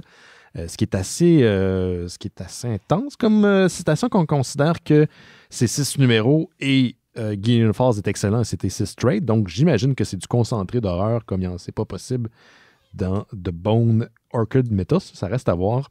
Donc le duo ont travaillé ensemble sur Old Man Logan, la série, Green Arrow, The Killer, Joker, The Killer Smile et Gideon Falls bien sûr, et Primeval aussi sur Image Comics. Si ça vous tente, il y a un teaser qui est sorti sur l'Instagram et sur le YouTube de Image Comics au courant du week-end. La série va sortir en 2022, année du 30e anniversaire de Image Comics, maison d'édition indépendante qui a été lancée dans les années 90 par des gens qui ont quitté l'industrie pour fonder leur propre affaire, des vrais punks de l'époque. Puis ça fait une grosse bulle vraiment intense. Bravo. Puis encore aujourd'hui, la maison d'édition, 30 ans, ils se sont... santé, là. Oui, puis plus que jamais, ils se sont réinventés. La qualité est au rendez-vous. Bravo Image Comics. Donc 30 ans en 2022. Puis jetez un coup d'œil à The Bone Orchid de Jeff Lemire, qui est un Canadien, on va le souligner. Un auteur que j'apprécie également beaucoup. C'est ce que j'avais de ce côté-là. Marilyn, est-ce qu'il te restait quelque chose? Est-ce que vous avez vu le trailer de Buzz Lightyear? Ouais, je l'ai vu. Mais j'ai pas d'attachement, moi, pour Buzz. Fait que j'étais comme cool pour les gens qui trippent, mais j'arrivais pas à me relier. Mais moi, je l'ai pas regardé, j'ai juste vu un screenshot. T'as pas regardé? Parlons d'un screenshot. Moi, je regarde pas les trailers. Tu regardes aucun trailer? Et quand il y a un Godzilla ou un Jurassic World, là, je peux pas me retenir, mais le reste, d'habitude, je suis comme, je vais finir par le voir anyway. Le moins que j'en vois, le mieux c'est. T'sais. J'avoue que je cours pas les. Mon amoureux, souvent, le midi à sa job, il mange devant son ordi puis il regarde les trailers. Mm-hmm. Fait que c'est ça qu'il fait, il regarde les trailers puis il dit t'as-tu vu un tel? Je suis comme, je l'ai vu passer. Ou j'ai vu quelques secondes. Ou j'ai vu un screenshot. Ou genre, j'ai lu un article, mais les regarder, non, mais celle-là, ça m'intriguait parce que j'ai vu plein de mimes. Mm-hmm. Je voulais rire des mimes. Je voulais les comprendre. Comme, de quoi qu'on rit, là? De quoi qu'on parle? Mais, donc, c'est Buzz Lightyear, parce que dans Toy Story, qui est sorti, attention tout le monde, en 95, donc j'ai fait des maths. Donc, il y a 4 ans. Oui, j'ai fait des maths, oui, Laurent. Pas avec ma tête. Ça fait 27 ans, tout le monde. C'est an old-ass person. OK. Yes. Donc, Toy Story qui est sorti en 95, dans l'émission Andy a des jouets. Et Buzz Lightyear est le personnage qui vient d'un film. C'est comme quand on s'achète des Transformers ou des G.I. Joe, que ça vient d'un comic. Fait que là, Buzz Lightyear, le film qui va sortir en juin 2022, c'est ce film-là que Andy écoutait quand il était petit puis qu'il a voulu avoir le jouet de ce film-là. Je trouve que c'est quand même un concept intéressant. C'est une maudite bonne idée. Oui, c'est une très bonne idée. Parce qu'il montrait un peu les... On a vu un peu Woody, d'où est-ce qu'il venait, de quel... C'était une série ou c'est des films. Puis là, c'est le film qui nous montre au complet. C'est un peu pourquoi Andy a trippé sur ce personnage-là, pourquoi que les enfants s'arrachaient ce jouet-là. Oui. Puis le film, il est très beau, le film de Buzz Lightyear. La balance, c'était belle, oui. Et là, on a comme oublié que Buzz, il a des cheveux. Ça, on n'a jamais vu ses cheveux. Il a juste comme sa genre de cagoule mauve. Puis tout le monde est comme, wait a minute. Et là, tout le monde fait les jokes qu'il a l'air d'être au Capitole le 6 janvier parce qu'il il a l'air d'un milice. S'il vous plaît, quelqu'un à la maison, faites un mème de Buzz qui prend d'assaut le Capitole le 6 janvier. Est-ce qu'on sait, il était où, Buzz? J'étais comme, oh non! Wow. Oh! Ouais. Laurent, t'as le petit extraterrestre. Je les aimais ça, le crane. Ouais, je les aimais tellement. Et donc, la personne qui faisait Buzz Lightyear, je me souviens plus c'était qui la voix, mais... C'était Tim Allen. Tim Allen, c'est ça. Donc, c'est plus Tim Allen qui fait la voix, c'est Chris Sûrement Evans. Rémi Girard en France. Sûrement. C'est Chris Evans qui Il était fait où la Rémi voix. Girard le 6 janvier, d'ailleurs? Rémi? Rémi, qu'est-ce que tu fais là? C'est Il est tombé habillé en bas du mur. dans son costume de bougon. Puis De bougon, puis il est accompagné de Guinadon, puis ils ont des chandelles de Q, tu sais, c'est comme... Hey, ça serait-tu l'affaire la plus décevante au monde? Ouais. Mais non, donc c'est Chris Evans, que ça fonctionne un peu mieux, qui a un peu la même shape, la même personnalité. Là. Il est aussi cute. Donc, ça va sortir le 17 juin 2022. Je suis quand même intriguée. Puis, tu sais, je sais pas si la nouvelle génération... Je sais pas si ça s'adresse vraiment aux tout petits enfants ou s'ils vont être aussi excités de le voir si tu ne tripes pas déjà sur Toy Story. Mais c'est peut-être... C'est pas nécessairement pour nous non plus. Je sais pas qui ça s'adresse. On est dans la très courte fenêtre où les choses s'adressent encore à nous. Puis à un moment donné, ça va. Moi, j'ai l'impression que ça va vraiment revirer à un moment donné vraiment rapidement. Puis ça va être adressé juste à la génération Les après nous jeunes. autres. Moi, j'avais aimé le. C'était quoi? C'est Monster Inc. Le deuxième, il est sorti 10 ans après. C'était comme tassez-vous les enfants. Ça fait 10 ans que j'attends ça. C'est pour nous autres. Le 2 était très bon, hein? Qui était un préquel d'ailleurs. Il y a une série qui est sortie ou qui va sortir? Qui est sortie. Il est sorti, je l'ai vu sur Disney+. Est-ce que tu l'as écouté? Monster University, c'est ça? Non, je pense que j'ai même pas vu le deuxième film, honnêtement. Qui est un film de collège. Moi, j'aime les films de collégiens, l'américain, où est-ce que l'équipe de nerds est contre le dean. Puis que Sean Penn fume du pot, là. Ah oui, ça aussi. Ça aussi, je le pense. Un bon Animal House. Oui, c'est ça. J'ai une petite nouvelle concernant la suite de Hocus Pocus. Hocus Pocus 2, qui est attendu, elle aussi, depuis très, très, très longtemps. Film de 93 qui est devenu culte au fil des années, qui n'était pas super populaire à sa sortie. Ben, le tournage a débuté pour le 2 après des années de spéculation et de rumeurs hier, donc le 31 octobre, pour l'Halloween. Et ça va réunir une fois de plus Bette Midler, Sarah Jessica Parker et Cathy Nanjimi qui avaient participé au premier. Et là, il y a un membre de la distribution originale qui va revenir pour le 2, qui a été confirmé hier. C'est Doug Jones qui va... On ne sait pas s'il va revenir pour le personnage de Billy Butcherson, mais il va être de retour dans le prochain film. Qu'est-ce que tu allais dire là? Oui, Laurent. Marie-Lune, elle sait où est-ce que je m'en vais. Oui. Cathy, comment tu l'appelais? Najimi. Sais-tu dans quoi d'autre qu'elle joue? Non, je sais pas. Ah ouais, fuck dans off. Sister Act 2? Non, oui. Écoute, on peut pas participer à tous les films cultes. Oui. Tu t'es fait avoir belle. Ouais, non, quoi? Je rentrais dedans en esti, oui. Ben, regarde, 2 sur 3. Hein? C'est ce qu'on dit. J'ai regardé, pour vrai, Hocus Pocus, là, 3 jours. Je l'ai écouté hier sur Discord avec les Mystérieux Étonnants. C'est... genre, c'est pas un film d'horreur vraiment, mais c'est genre mon film d'Halloween préféré. C'est un de mes films préférés. C'est vraiment le fun. C'est très Halloweenesque. Moi, dès qu'il y a des feuilles mortes dehors, je suis comme, ouh, c'est le temps d'Hocus Pocus. Ça a bien vieilli. Est-ce que vous saviez que c'est quoi le personnage? C'est celui qui a la bouche cousue, là? C'est ça, c'est Bill Butcherson, qui est joué par Doug Jones. C'est le zombie. Oui, et qui joue dans Buffy. Qui fait les gentlemen dans Hush. Qui joue dans Star Trek aussi. Il joue Saru dans la Discovery. Lui dans oui. Abe Sapiens aussi. Oui, exactement. Ah, ok, c'est ce gars-là. Il fait souvent des monstres, des trucs comme ça. Il a une carrière, il a une formation de mime. Oui. Et saviez-vous également quoi d'autre il a incarné, Doug Jones?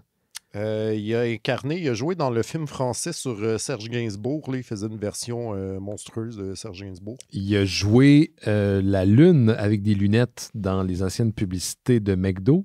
Figure qui a été réutilisée par la droite américaine par la suite. Non, ça me fait encore peur. J'ai encore peur de ce. Il était où, Doug Jones, le 6 janvier? Non! Oui, il a resté out, d'après moi.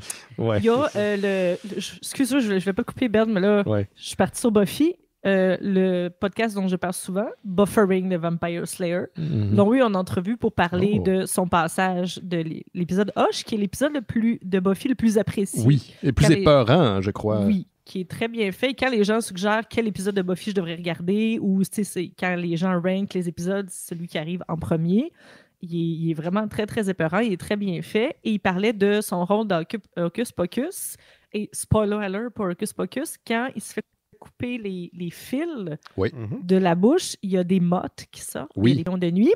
Oui. C'est des vrais, ils sont vivants. Ben, écoute, en l'écoutant hier, en voyant la séquence, je me suis demandé comment ils ont fait ça.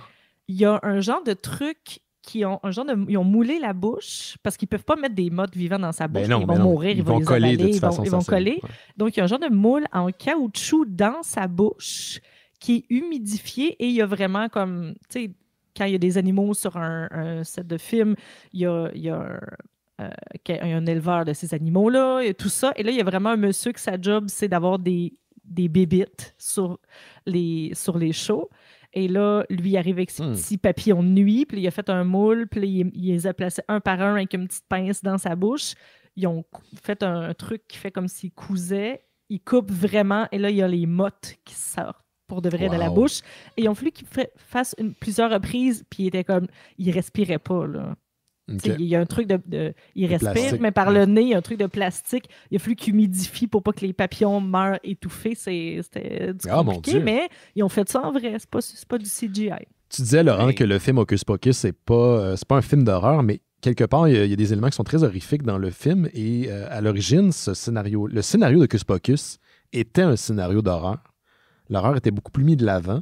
Et ça s'est transformé au fil des années, au fil des versions. Mais j'ai l'impression que l'ADN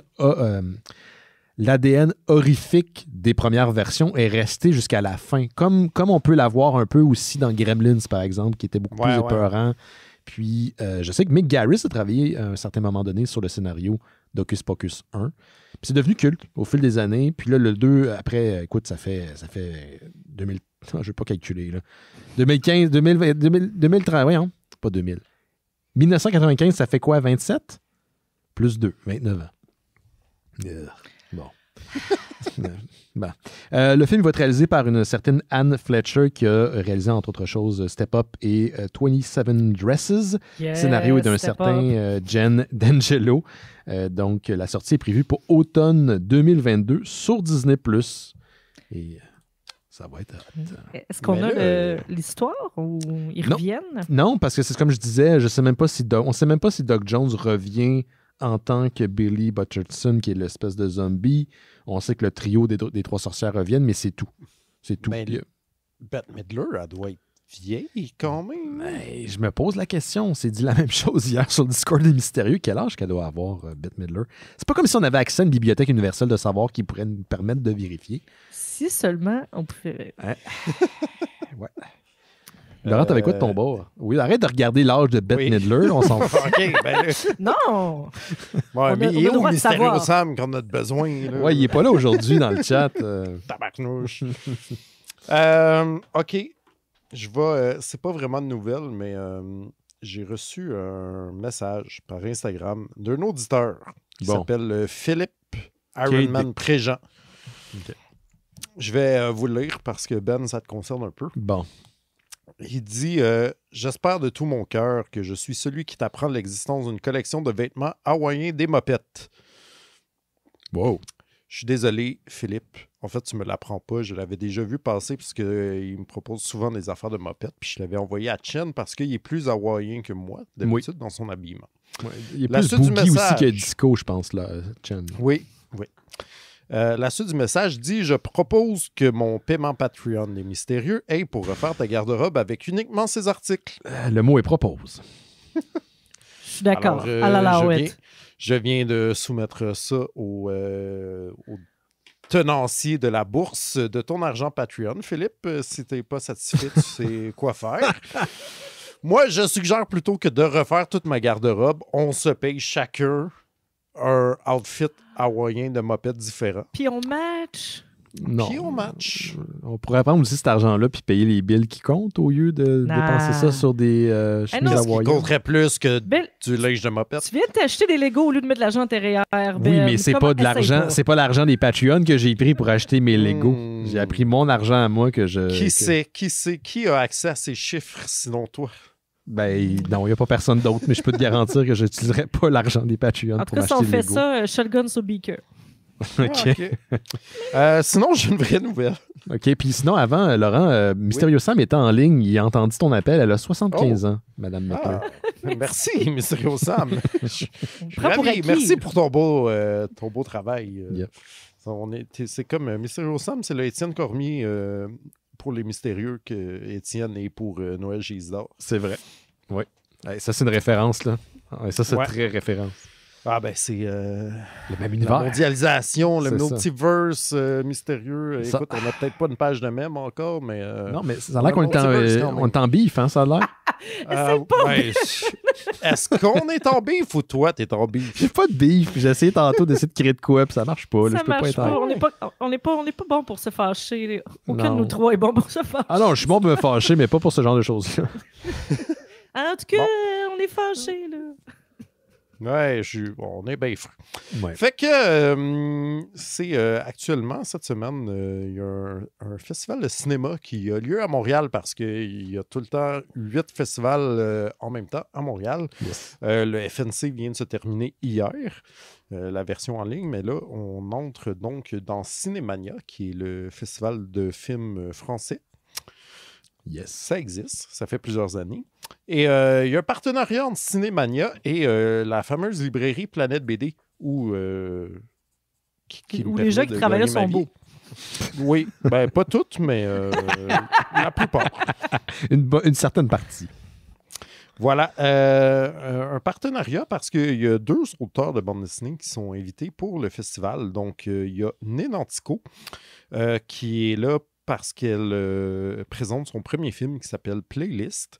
Nénantico, c'est une autrice là, qui fait des trucs plus indépendants, mais des affaires vraiment intéressantes. Là. Il y a notamment un livre qui s'appelle Coney Island Baby, qui est des genres de biographie croisée entre Betty Page et Linda Lovelace. Vous en avais-tu parlé dans le temps? Ça se peut-tu? Il me semble que j'ai le souvenir d'avoir déjà parlé de ça, mais je ne sais pas pourquoi. Linda Lovelace de Deep Throat.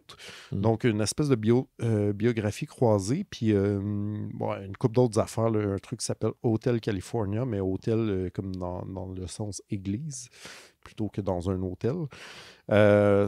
Fait que je suis bien curieux de voir son premier film. Moi, j'aime bien ce qu'elle fait en bande dessinée. Sinon, il y a Mathieu Sapin qui est là. Mathieu Sapin qui a commencé en faisant lui aussi de la BD indépendante, là, notamment un truc qui s'appelle Super Murgeman, qui est un genre de super-héros dans la jungle en bobette, que son pouvoir, c'est de boire de la bière et de vomir sur ses ennemis. J'adore ça. Mais il s'est fait plus connaître dans les dernières années en faisant des genres de BD reportages. Il y a beaucoup de trucs sur la politique française. Donc, il a suivi François Hollande pendant sa campagne présidentielle. Entre autres, il y a aussi un livre super intéressant sur Gérard Depardieu, où il a suivi dans des projets, puis à des places différentes en Russie, dans sa maison, pendant 5 ans. Puis c'est vraiment un portrait de Gérard Depardieu qui est comme vraiment à mi-chemin entre un gars super intellectuel lettré et un genre d'ogre vraiment épeurant. C'est vraiment un livre fascinant, là, à lire. Fait que lui, il est là, c'est pas un film que lui a fait, même s'il a déjà réalisé un film, mais il est dans un documentaire qui s'appelle La Disparition, réalisé par Jean-Pierre Pozzi, où on le voit, lui, en train de travailler et interroger des hommes politiques pour son prochain album qui est sur les 40 ans de la présidence de François Mitterrand. Quand même pointu et très français, mais pour vrai, tu sais, comme tous ces livres, mais non, mais même moi, je connais rien à la politique française, mais tous ces livres, je les trouve fascinants. Là. C'est vraiment, c'est comme voir l'arrière du pouvoir un peu. C'est rare qu'on a accès à ça, puis que vu que lui, tu sais, c'est un petit bonhomme avec pas de Kodak, puis tout, il y a juste un papier, puis un crayon, puis tout, c'est comme s'il y avait un peu plus de passe-droit, puis il y avait accès à des choses que souvent, les gens se méfient pas, fait que tous ces albums sont vraiment fascinants, là. Puis tu sais, même juste, si on connaît pas les gens, juste cette arrière du pouvoir-là, il y a vraiment de quoi de super intéressant dans ce qu'il fait. Là. Fait que ces deux auteurs-là donc, seront en dédicace chez Planète BD ce vendredi, le 5 novembre, à 18h. Et les films jouent au courant de cette semaine ou de la fin de semaine d'après. Il y a aussi un auteur dont j'ai parlé souvent, Fab Caro, qui est plus un auteur humoristique qui avait fait notamment Zai Zai Zai Zai, qui avait gagné un gros prix en Angoulême. Il y a une adaptation d'un des romans qu'il a écrit. Donc, il a aussi écrit quelques romans, en plus de vraiment plein de BD. Donc, un roman et un film qui s'appelle Le Discours. Fait que c'est ça. Puis si vous venez chez Planète BD, on a un partenariat. Donc, si vous achetez des albums de ces auteurs-là, on vous remet un code pour que ça vous coûte moins cher d'aller voir les films. Oh, wow, c'est cool, ça. Super. Voilà. Moi, j'ai un petit plug, shameless plug, parce que je me rends compte que tout le monde est connecté, c'est épouvantable, Montréal. Mais j'ai monté quelques épisodes de Cinémania pour leur podcast qui vont sortir en collaboration avec La Marquise. Voilà. Oui. Donc, oui, je les connais, eux. Oui, je sais que tu les connais. La Marquise qui était derrière l'événement de Jake dont on parlait tantôt. Ben, c'est ça, voilà. Il faut les mentionner. Donc, j'ai monté quelques épisodes. Je ne les ai pas réalisés, je les ai montés. Puis, je pense qu'il y a eu des petites modifications depuis. Donc, je ne sais pas à quel point je peux prendre le crédit, mais j'ai aidé à ce niveau-là. Donc, c'est des lieux de Montréal qu'on explore sous la lentille de lieux de tournage puis d'anecdotes liées au cinéma d'ici. Donc, c'est super intéressant. Oui, j'ai quand même hâte d'entendre ça. Là. Je sais qu'ils ont vraiment travaillé fort là-dedans. Ça a l'air quand même super intéressant. Là. Ouais. Moi, j'aime tout le temps ça aussi, même dans des films internationaux où je sais que ça a été tourné à Montréal, que t'es comme, hey, je reconnais ce coin-là, genre. C'est le parc La Fontaine, ça, c'est pas ça. Le parc La Fontaine, c'est pas New York, ça que t'as dans Johnny Mnemonic, quand ils sont allés à le Grou. Oui, c'est vrai. Oui, c'est vrai. Ou c'est quoi? C'est dans voyons. C'est dans Johnny Mnemonic, où est-ce qu'ils sont en dessous du parc, du pont, genre Cartier. Ouais, puis comme, tu vois cette ville, puis t'es comme, Longueuil. Fun fact, ils n'ont rien changé pour garder le côté despotique. T'es là, abri du futur. C'est des blagues. Envoyez pas de courriel. Qu'est-ce que j'avais? Toi, Marie-Lou, t'avais fini, hein, je crois, là, au niveau de tes... Oui. Mais j'ai un petit truc pour toi, par contre. J'ai pensé à toi en écoutant cette série-là. Je vous parlais tantôt de la nostalgie un peu des années 90. On parlait de Brendan Fraser. Je reste un petit peu dans la même zone. J'ai écouté la série documentaire Dark Side of the Ring grâce à nos amis qui participent au Dimanche Lutte sur le Discord des Mystérieux Étonnants, auquel vous avez accès en échange de votre contribution Patreon. Donc, on écoute de la lutte et il m'avait suggéré cette série-là qui est disponible sur Crave. Ça explore les histoires un peu plus sordides, moins connues de la lutte pour les gens comme moi qui ne connaissent pas nécessairement le médium. Et j'ai trouvé ça fascinant. C'est produit par Vice. Et Vice a fait d'autres séries, si vous voulez, dérivées sous la même thématique. Et celle que j'ai écoutée de 10 épisodes, ça s'appelle Dark Side of the 90s. Encore une fois, produite par Vice. Donc, on revient sur les événements marquants qui ont marqué la décennie des années 90. Il y a 10 épisodes, je l'ai mentionné. Donc, l'arrivée du Trash TV, le Viper Room de LA avec la mort de River Phoenix, les Beanie Babies, Baywatch, Grunge et Seattle. C'est pour ça que je pensais à toi, Marie-Lou, qui a fait un pèlerinage à Seattle il n'y a pas si longtemps que ça. La bulle du dot-com, donc les cultes Jonestown, de Vince Gate, la naissance de l'espèce de rivalité East Coast, West Coast dans le hip-hop, l'industrie des supermodels qui était aussi très importante dans les années 90, la TV faite pour les adolescents. Sans rentrer dans les détails de chacun de ces sujets-là, parce que c'est très, très vaste, je peux vous dire que c'est fait avec, comment je pourrais dire, minutie. C'est super intéressant. On va relater l'importance historique de ces événements-là. Maintenant, on a un recul. On est 27 ans des fois en arrière. Donc, on peut savoir comment ces événements-là, comme l'arrivée de la Trash TV, s'inscrit dans une société qui était post-Internet, où là, on a accès à ce niveau trash-là. Mais à l'époque, c'est ce qui faisait monter les codes d'écoute. Et c'est né avec Oprah, qui allait dans des zones un peu plus, disons, épineuses. Et là, ses compétiteurs ont décidé d'aller all the fucking way. Ça aboutit avec Jerry Seinfeld. The Viper Room. Oui. Jerry Springer? Springer, Seinfeld, c'est autre chose. Quoique. Trash honesty. Oui, c'est trash honesty. Donc, The Viper Room, qui est une histoire vraiment intéressante d'un club qui appartenait à Johnny Depp dans les années 90, où plusieurs vedettes hollywoodiennes se cachaient des paparazzis. À l'époque, dans ce club-là, il y avait un genre de loi non écrite que tout le monde pouvait se mélanger. Les gens qui étaient des habitués des artistes de LA, des gens qui étaient aussi des acteurs, des actrices du milieu hollywoodien. C'est bien des années, tu sais, quand je vous dis que ça relative beaucoup aussi l'époque dans laquelle ça se situe, c'était bien avant l'arrivée des médias sociaux. Donc, pas de photo à l'intérieur vraiment, pas de manière de te pogner une célébrité en train de prendre un shot de gin. Avec ton flip phone. Ouais, avec ton flip phone, ça marchait pas. J'ai trouvé ça très intéressant. Le chanteur de Counting Crows, Adam Duritz, qui a fini par être bartender dans ce bar-là, parce que le succès, il a monté à la tête. Ben, il a pas monté à la tête, il a fait peur. Et c'est la seule façon d'avoir un semblant de vie normale, c'est qu'il a commencé à faire du bartending au Viper Room. Plein d'anecdotes comme ça. Non, je ne savais pas non plus. Aussi de l'importance de Baywatch, l'influence que ça a eu sur la vision du corps parfait chez les hommes et les femmes à cette époque-là.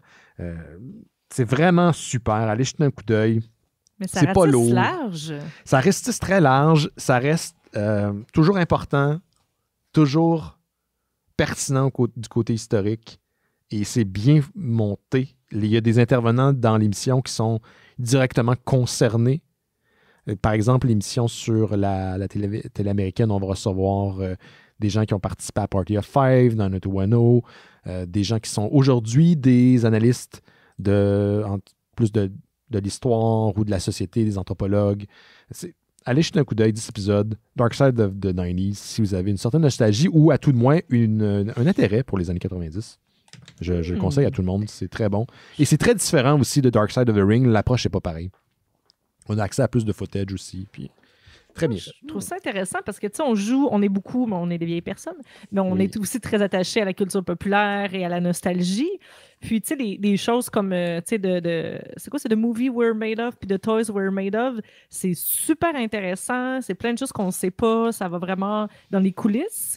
Mais c'est quand même, c'est du divertissement un peu, c'est cartoony. Il rit, c'est drôle, il traite de ces choses-là, mais on dirait qu'il rit du sujet aussi en même temps. Ils n'assument pas pleinement leur sujet, je trouve, les movies that made us. Puis surtout les toys that made us. Tu sais, quand tu interviews un gars qui a vendu, je dis n'importe quoi, là, 50 millions d'une figurine de G.I. Joe dans les années 80, tu peux trouver ça weird puis drôle qu'il collectionne des figurines, mais tu peux pas passer sous silence qu'il y a eu une contribution importante dans le milieu du jouet, dans le milieu de la culture populaire, que t'aimes ou t'aimes pas. Puis je trouve que The Toys That Made Us sont tout le temps en train de rire de leur propre sujet.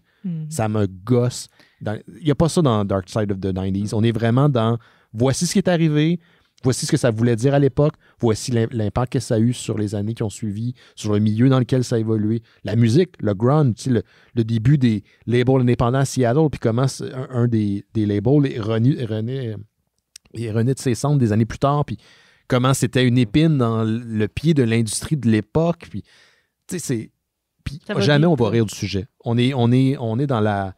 Il y a un respect qu'on sent par rapport à ce qu'il traite. Ce qui n'est pas dans The Toys That Made Us, par exemple. En tout cas, moi, c'est mon analyse. Je sais que Jake, ça le gosse aussi, quand le gars, il était « And now we are... » Puis c'est une espèce de 3-4 codes du gars qui monte ses figurines sur son bureau. Chris, man, c'est le sujet que tu traites, tu sais. Pourquoi t'es en train de rire d'eux autres? On dirait que il donne un ton, on se prend pas au sérieux, puis c'est un peu nono, mais en même temps, c'est vrai qu'il y a peut-être un petit... Pas du manque de respect, mais comme on peut... Il veut garder ça cartoony, mais... Ouais, quand tes interventions, quand ton montage, quand ta narration fait en sorte que tu ris de tes intervenants, il y a quelque part quelqu'un qui n'a pas assumé de quoi. Là. Je sais pas. C'est une direction, là, clairement, c'est une direction qu'ils ont choisie, mais... Je sais pas, ça m'énerve. Ça m'a pas empêché, mettons, d'apprendre des affaires. Non plus. Regardant ça, je suis 100% d'accord. Je comprends ce que tu veux dire, mais je suis capable de passer outre parce que je trouve ça fascinant. Ouais, c'est juste surtout très divertissant. Là. Oui, absolument. Non, c'est vrai, on apprend quand même des choses. T'avais-tu un dernier truc, toi, Laurent? T'avais-tu quelque chose? J'ai pas de nouvelles, mais je peux parler d'un film que j'ai regardé pour terminer mon mois d'Halloween. Si ben, vas-y. Puisque Simon n'est pas là pour parler des films qu'il a vus, je vais faire ça. À la place, parce que j'ai été vraiment gossant au cours du mois d'octobre, je n'ai regardé que des films d'horreur, à l'exception du nouveau James Bond et du Dune au cinéma, mais sinon, j'étais comme... T'es allé beaucoup au cinéma en octobre, hein, toi, quand même? Ouais, 2 fois. Ah ben, c'est plus que moi. Mais hier, j'ai regardé un film italien qui s'appelle Della Morte dell'Amore. par Michele Soavi. C'est sorti en anglais sur le titre de Cemetery Man. J'ai l'impression que c'est pas une traduction mot pour mot. Non, hein? C'est pas une traduction mot pour mot, malheureusement. Et c'est mystérieusement avec Rupert Everett, qui n'est pas un Italien. Hein. Non, on s'en rappelle. Et aussi avec François Hadji Lazaro, qui peut-être vous dit rien, mais c'est comme un punk français. Il était dans Les Garçons Bouchés, dans Pigalle et dans Los Carayos. Hein? Fait que fouille-moi comment ces gens-là se sont rendus là. Mais en tout cas, j'ai vraiment... je sais même plus comment je suis tombé sur ce film-là. Je pense que c'est comme... en errant comme d'habitude trop longtemps sur Letterboxd. Bon. Mais est-ce que vous avez une obsession pour Letterboxd? Oui, vraiment. J'ai des problèmes. Mais en gros, Rupert Everett est donc un gars, un fossoyeur. Il travaille dans un cimetière. Puis là, il y a un problème dans son cimetière, c'est que en dedans de 7 jours, la plupart des morts reviennent à la vie et reviennent en tant que zombies. C'est un petit problème, ça. À date, tu sais, ça a l'air... Ou t'appelles Buffy. Oh non, c'est pas la T'entends ça, puis t'es comme, je sais à quoi m'attendre, mais tu peux pas t'attendre à ce film-là. Ça ressemble à rien du tout. D'un, ça a vraiment l'air d'un film noir. Là. C'est vraiment genre un gars Brody avec une narration en voix off de gars tout seul, puis qui est comme en train de gonner des zombies qui reviennent à la vie, genre. Puis il y a des femmes fatales, mais qui meurent, mais qui reviennent à la vie. Puis là, ça devient étrangement nécrophile sur les bords. Puis là, très existentialiste, puis tout. Comme... wow! Je veux pas vous vendre de punch, mais je regardais ça hier soir, puis j'étais comme... Ceci conclut magnifiquement ce mois d'horreur. C'est parfait. Je ne savais pas que j'avais besoin de ce mood-là dans ma vie. Mais c'est genre un mood qui n'existe que dans ce seul film-là, je pense. En tout cas, moi, j'ai jamais rien vu qui ressemble à ça, parce que c'est aussi... Mais c'est série B ou c'est quoi? C'est quoi la zone? C'est étonnamment bien fait, quand même. Mm-hmm. Mais c'est ça, c'est vraiment weird. C'est quoi la zone, tu sais? C'est comme... Oui, il y a des zombies, mais c'est pas un film de zombies. C'est vraiment sur un gars qui, comme, il a trouvé l'amour, mais il a perdu l'amour, puis il a retrouvé l'amour, mais il est mort. Puis là, veux-tu vraiment aller là? Puis là, c'est comme... C'est ça, c'est comme vaguement nihiliste. En même temps, tu sais, c'est sous le gros soleil italien. Fait que, tu sais, ça n'a pas un mot genre comme Hocus Pocus pantoute, là, tu sais, qui est très feuille morte Nouvelle-Angleterre, très sorcière de Salem, là. T'es comme, c'est full ensoleillé, t'es en Italie, il fait chaud, puis là, non, mais il y a des zombies, puis l'ange de la mort, puis... Aïe, aïe. C'était le fun, là. Wow. Rappelle le titre, là. Voilà. De la morte, de la mort ou Cemetery Man. Cemetery Man. C'est comme vraiment, je suis comme, c'est tellement beau en italien, mais ouais, Cemetery Man. Génial. Ouais, un film de 94. Ouais, ça ressemble à... C'est ça, puis c'est comme vaguement une comédie, mais une comédie super noire, genre. Faut peut-être un drôle de sens de l'humour, I guess, mais... J'ai un feel de Burbs, là, quand tu t'en parles, je sais pas pourquoi. Est-ce que je le rappelle? Ouais. Genre, la thématique est très différente, mais il y a un genre de mood qui peut rappeler ça, genre. Okay. C'est bon, c'est vrai, t'as raison. Je me suis acheté un petit cadeau ce week-end parce que j'ai participé à un projet secret dont je vais pouvoir vous parler dans quelques semaines. Je peux pas le dire maintenant, je vais faire mes teases. Oui, dans quelques semaines, ça va être dévoilé dans un petit bout encore. Ouais, plus qu'un mois, je pense. Mais j'ai participé à ça en fin de semaine. Ça m'a fait du bien d'être entouré de gens, étonnamment. Je fais pas ça souvent. Et après, je me suis dit, je vais me faire un petit cadeau. Je suis dans le coin de Schlaga, puis je suis allé me pogner Guardian of the Galaxy chez Rétro Montréal. On les salue d'ailleurs. Excellent service, comme toujours. Donc, pour une fois, je n'ai pas commandé en ligne. J'étais à côté. J'y suis allé. Et Guardian of the Galaxy, qui est le dernier projet d'Eidos Montréal, je vais pouvoir vous en parler prochainement parce que j'ai l'intention durant le week-end de ne faire que ça. Ça vous surprendra peut-être pas, mais le mois d'Halloween des Mystérieux, c'est pas mal de la job. T'sais, même si c'est juste assister à une projection, tu n'as pas beaucoup de temps libre. Et là, j'ai envie d'en profiter un peu avant décembre prochain. Mais Marvel a annoncé un autre projet de jeu vidéo qui s'en vient. Un partenariat qu'ils ont signé avec Skydance New Media. Donc, un projet pour produire un nouveau jeu vidéo basé sur l'univers du MCU. ce qu'on appelle en anglais un narrative-driven blockbuster action-adventure game. J'essaie de le traduire, là, c'est jeu d'action-aventure basé sur la narration. Ils semblent beaucoup mettre l'action sur la narration, en tout cas dans le cadre du communiqué de presse. C'est un faux nom inventé dans une émission pour jeunes. Oui, c'est vrai. La sport utilitaire écologique, la paradoxe de Nissan. Donc, ouais, quand tu mets tous les objectifs dans la même phrase. Donc, ça a l'air d'être un jeu, un titre qui va être développé en ayant l'idée de l'histoire en tête, là, très présente. C'est comme ça qu'ils l'ont vendu, en tout cas. On ne connaît pas les personnages, on ne sait pas non plus sur quelle histoire ça sera basé. En fait, ça ne sera pas basé sur une histoire préétablie dans l'univers du MCU. Ça, c'est important à souligner. C'est une histoire à part entière. Sinon, il n'y a pas de date de sortie. Donc, à la tête de Sky New Media, il y a une dénommée Amy Hennings qui, avant de fonder ou de cofonder cette division-là, avec Julia Beek, travaillait chez EA sur un jeu annulé de Star Wars, qui est annulé par EA. Et chez Naughty Dog, elle a travaillé sur la série Uncharted. C'est elle qui est à la tête, entre autres, de cette division. Sinon, cette division en est que le bras d'une plus grosse entité parce qu'ils produisent la télévision, des films. Ils ont entre autres travaillé sur le film Snake Eyes de Tomorrow War qu'on a vu récemment sur Amazon Prime qui n'était pas super bon et la télésérie de Fondation qui est disponible maintenant sur Apple TV. Donc, hit and miss, si je peux dire, au niveau de leur production télé. Hâte de voir ce qu'ils vont faire avec les jeux vidéo. Mais il y a plein de trucs de Marvel qui sont en développement en ce moment. Il y a l'Avengers d'Eidos Montréal que les gens ne semblent pas avoir full apprécié, ça a divisé. Il y a maintenant Guardian qui semble avoir conquis les amateurs qui sont un petit peu tannés que tout soit tout le temps en ligne. Là. Il paraît que ça prend un certain moment de s'habituer aux nouveaux personnages parce que c'est pas ceux des films de James Gunn, mais ça finit par nous conquérir. Ben, c'est les mêmes personnages, mais c'est pas les mêmes acteurs, c'est pas les mêmes, les mêmes concepts exacts de personnages.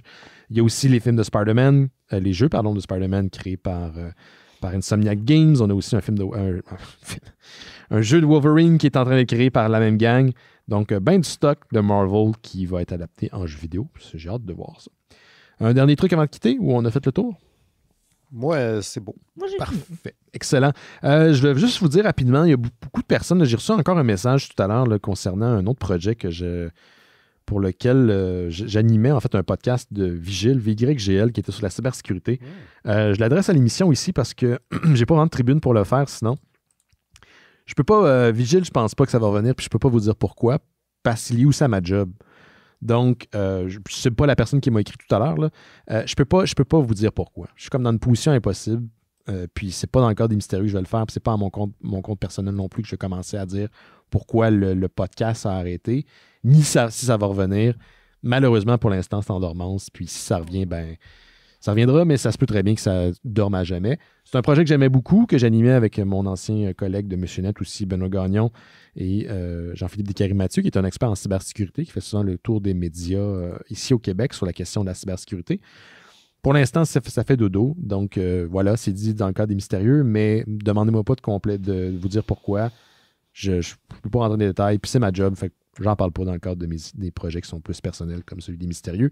J'essaie de garder ça divisé un petit peu quand même. Sinon, on vous rappelle que les mystérieux étonnants ça existe en fait, payent le loyer, gardent les lumières allumées grâce à votre contribution Patreon. En échange de votre contribution Patreon, vous avez accès à du contenu exclusif dont Noël chez Isidore, pas Noël chez Isidore, pardon, mais Bifurcation et Terre humaine chez Isidore. Il reste un dernier show sur les épisodes 9 et 10 des Treehouse of Horror des Simpsons. Après, on verra ce qu'on va faire. Ils sont excellents, vos épisodes. Tu les as écoutés? Oui, mais comme je t'ai dit, c'est à cause de vous autres, j'ai ri fort à John. Tant mieux, c'est ça le but d'un bon podcast. Donc, on finit ce cycle-là. On verra ce qu'on fait après. Terre humaine chez Isidore, c'est le podcast animé par notre ami Simon Chénier et Étienne Forêt, justement, de Décideret, sur la télésérie très brune, très beige, Terre humaine.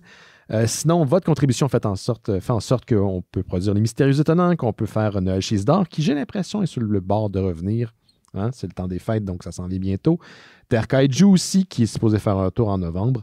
Si vous n'êtes pas en mesure de donner au Patreon des mystérieux étonnants, vous pouvez partager le show, gosser vos amis là, pour qu'ils écoutent autre chose que des humoristes de la relève. C'est pas juste les humoristes de la relève qui ont des podcasts. Vous avez accès... Donnez, je veux ma chemise et ma pelle. Non, ça n'arrivera pas. En échange de votre contribution, vous avez également accès au Discord des Mystérieux Étonnants où est-ce qu'il se passe plein de trucs durant la semaine. Une belle communauté où les gens discutent, échangent beaucoup d'articles au courant de la semaine. C'est vraiment le fun. On est disponible sur Apple Podcasts, Google Podcasts, Stitcher et Spotify, Facebook, Twitter, Instagram et mystérieuxétonnant.com. C'est pas mal ça. On est partout. Ah oui, puis si vous avez donné pour le mois d'octobre, ça se peut que vous ayez donné juste pour un mois. Vous avez jusqu'à... vous pouvez le faire quand vous voulez, en fait, là, mais allez considérer renouveler votre abonnement. Encore une fois, tout l'argent qu'on amasse revient à des choses importantes, des mystérieux comme étonnants. m'habiller.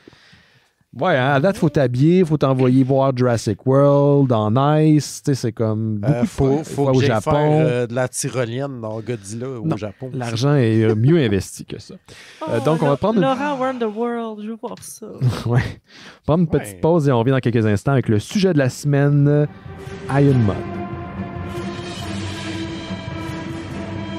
Vous écoutez Les Mystérieux Étonnants. On va maintenant parler du sujet de la semaine. Et cette semaine, c'est une bande dessinée Iron Mod chez Casterman. C'est rare qu'on parle de trucs franco-belges à l'émission, mais oui, c'est le cas. Une bande dessinée de 296 pages, écrite et dessinée par un certain, tu me corrigeras, Laurent, si je me trompe, Amaury Bonjen? J'ai aucune idée. Bon, c'est comme ça que c'est écrit. En tout cas, c'est comme ça que je le lis du haut de ma dyslexie. J'en sais pas plus que toi. Excellent. Donc, c'est une bande dessinée de science-fiction. Je vous résume rapidement l'histoire et on vous rappelle en même temps qu'au Mystérieux Étonnant, on spoil en dernière partie de l'émission. Donc, si vous ne voulez pas faire spoiler ce qu'il y a dans ce super album, faites pause et revenez à l'épisode après avoir acheté la bande dessinée chez votre libraire préféré. Donc, on est dans un univers, disons, de science-fiction sur un vaisseau un peu à la manière d'une arche de Noé qui va récolter des espèces extraterrestres provenant de centaines, voire de milliers de planètes. Donc des animaux, des êtres qui sont un peu plus intelligents. Et ce vaisseau-là est gigantesque, composé de centaines de niveaux qui est peuplé non seulement de créatures vivantes, mais aussi de droïdes ou d'androïdes, de drones qui sont chargés d'entretenir le vaisseau, de s'assurer de son bon fonctionnement.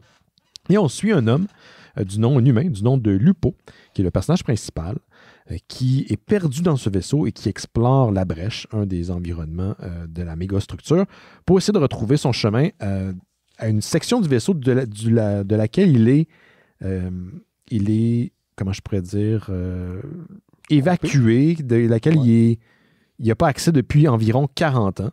Et on va suivre à travers ces périples où il va rencontrer des créatures qui peuplent le vaisseau, des tribus d'humains et d'extraterrestres qui, un peu à la manière justement de tribus, de clans, vont se réunir ensemble pour survivre. Et on va découvrir l'écosystème, le fonctionnement de cette mégastructure et un peu aussi la culture ambiante qui s'y retrouve. Et tout ça est un peu lié aussi à l'origine de Lupo, comment il est venu à aller sur ce vaisseau-là et comment il est devenu séparé de ses amis, de sa famille recomposée, qui est, comme j'ai mentionné il y a quelques instants, dans une autre section du vaisseau à laquelle il n'y a pas accès, séparé par des portes noires qu'on appelle des Torana, qui apparaissent et disparaissent au travers du vaisseau. Ça fait du sens? On est là? Oui. Génial. On va rapidement... Merci. C'était pas simple. Non, c'est pas simple, mais en fait, la BD, quand même, elle l'est. Ça a l'air extrêmement étoffé, là, ce que je vous dis, là, puis il y a plusieurs personnages, mais tu te retrouves assez rapidement. Moi, j'ai eu peur un peu au début. Là. Je me suis dit, est-ce que je vais être en mesure de bien saisir où on est? Parce qu'on nous pitch carrément dans le bain. Il n'y a pas de préambule, il n'y a pas de texte d'introduction, on n'est pas en train de nous expliquer. Ça fait très New Hope. Là. Ça fait très New Hope, c'est vrai, tout à fait. Mais on se retrouve assez rapidement. Puis en fait, tout ce que je viens de vous décrire, les grandes lignes de la BD, on le découvre au fur et à mesure que Lupo explore le vaisseau. Et on a des périodes d'informations qu'on nous donne. Avant que je vous dise ce que j'ai pensé de la bande dessinée, on va faire un tour de table vraiment rapidement. On va commencer par Marie-Lune. Comment tu as trouvé ça? Je ne te connais pas, adepte de science-fiction. Je ne sais pas si c'est un genre que tu aimes. Mis à part Star Wars, mais on est plus dans l'epic fantasy. C'est un opéra. Oui. Spatial. Je suis difficile dans ma science-fiction et je n'arrive que très rarement à dire pourquoi j'aime quelque chose ou pas. J'ai tout le temps l'impression, puis les gens sont comme « Ah, mais Marie-Lune t'aimes Star Wars, t'aimes les affaires geeks, t'aimes la science-fiction. » Pas tout le temps. Je pense que des fois, c'est soit trop dans le complexité ou c'est un peu froid. Star Trek. Ou Star Trek type, que c'est trop... que sur papier, je trouve ça génial, mais je trouve ça trop cérébral. J'ai pas assez et ça va trop dans le politique, là, le Phantom Menace, là, ça va. Là. Ou que... Mais attends, wow, tu viens-tu de comparer Star Wars et The Phantom Menace à Star Trek? Non. Même moi qui n'a aucune affinité whatsoever avec Star Trek, je suis offensé. Hey, là, ouais, la prochaine fois, ce ne sera pas les barres de chocolat que je vais trouver sur ton perron. Ça va être un gros sac de caca. En feu. Non, je n'ai pas comparé. Ce que je voulais dire, c'est que j'aime le côté cérébral et politique, mais quand il y en a trop, j'ai pas assez de fun, ça me perd, je décroche. Quand c'est trop technologique, je décroche. Je pense que ça me prend vraiment un sweet spot, ça me prend une bonne balance que je retrouve pas souvent, ou c'est peut-être parce que ça m'attire des fois moins, donc je m'y connais moins, je sais pas où aller chercher ça, et quand j'essaye, je suis un peu déçue. Donc oui, à la base, j'aime quand même la science-fiction, mais je suis difficile. Et ça, j'aimais ça, parce que c'était pas ni juste des vaisseaux piou-piou, ni juste le concile s'est réuni pour... On s'en calisse. Le grand conseil de Turbuline se sont réunis pour parler des Trade Federations de... Non, c'est ça, t'es comme, qu'est-ce qui se passe? Et j'ai eu peur, moi aussi, d'être perdue. Je me souviens qu'il y a des bandes dessinées il n'y a pas longtemps que je pensais qu'on a lu, que je pensais que c'était juste moi qui n'avais rien compris du tout. T'étais pas là la semaine passée, toi, hein? Non, vous étiez perdu. Sacrément. J'ai juste écouté le bout de Crafty Ben. Je suis désolée. Je vais dire que le plus important. Oui, c'est ça. Mais c'est une bande dessinée, non. Iron Mod, ça nous explique les choses lentement. Ça va pas dans les détails dont on n'a pas besoin. Ça va pas chercher trop loin dans le passé, trop loin dans le futur. Ça nous dit juste l'information dont on a besoin pour comprendre un personnage, comprendre sa journée, comprendre son aventure et être capable d'avoir la bonne émotion, la bonne balance, la bonne état d'esprit. Les détails sont fous, les dessins sont c'est malade. Beaux. Oui, je suis d'accord. Et oui, il y a du technique et il y a de la science-fiction. Ça va pas dans les détails de quantum something inutile. Tu sais qu'il y a un vaisseau, il est là, les morceaux, tu sais pas à quoi ça sert, les portes, tu sais pas à quoi ça sert, mais c'est pas important. Non. C'est une trame de fond pour quelque chose de plus cérébral. Et qui ont choisi de le faire dans ce type de monde-là. Fait que je pense que c'est plus ça. Ils ont misé sur les personnages, sur le côté émotif, sur son aventure, sur sa vie, avec une trame de science-fiction. Je pense que c'est ça qui fait la force. Et j'ai trouvé ça vraiment très intelligent, la manière qui indique au lecteur des détails, c'est en parlant au genre de chien, là, entre guillemets. Ouais, il parle à son ami, puis il est comme... Est-ce que tu savais qu'il y a quelques années, puis t'es comme, OK, ça, c'est pour nous. C'est il n'y en a pas trop, par contre. Il n'y en a pas trop, puis c'est pas trop lourd. C'est pas comme deux personnages qui se parlent au début d'un film qui essayent de nous dire Salut, mon frère, que tu es plus vieux que moi et que tu te souviens-tu quand on était jeune? T'es comme, OK, c'est pas smooth, tout le monde. Donc, j'ai trouvé ça très intelligent. Il y avait un feel Star Wars quand même, parce que c'est de la famille, c'est de l'émotion dans l'espace. Puis il y avait quelque chose de Matrix aussi, un peu joué avec le Ben du temps, avec, tu sais, quasiment Johnny Mnemonic aussi, avec la conscience, des trucs comme ça. Ça m'a fait penser, et là, j'essaie de chercher le titre d'un film que je pensais que c'était quelque chose depuis que je suis petite, puis c'est pas ça. Je pensais que c'était Les Maîtres du temps, mais c'est pas ça. C'est un cartoon que j'ai beaucoup aimé quand j'étais jeune. C'est un petit gars qui a un genre de speaker, puis qui parle à son ami Mike, et qu'on se rend compte que c'est un truc de se parler à soi-même dans le futur. Je l'ai retrouvé. J'ai cherché. C'était un des films préférés de mon papa. C'était un de mes films préférés quand j'étais jeune. Ça existe, Les Maîtres du temps. Oui, ça existe. Je l'ai jamais vu. Je ne sais pas si c'est ça. Mais c'est pas un cartoon. Mais je le trouvais, ça me faisait penser à ça parce que ça va jouer dans le conscient, dans le temps, dans la réalité. Qu'est-ce qui fait qu'on est nous-mêmes? Qu'est-ce qu'on fait qu'on vit dans notre réalité? Mais ça va pas trop loin. Puis ça n'est pas qui est un gros reveal. C'est simple. Selon le chat, Blaise nous dit que c'est Fréquence interdite, le film dont tu parles. Et en plus, c'est sûrement le titre français, là, parce que Blaise est français, oui. je sais pas. Je l'avais vu en français aussi, puis j'ai vu quand j'étais petite.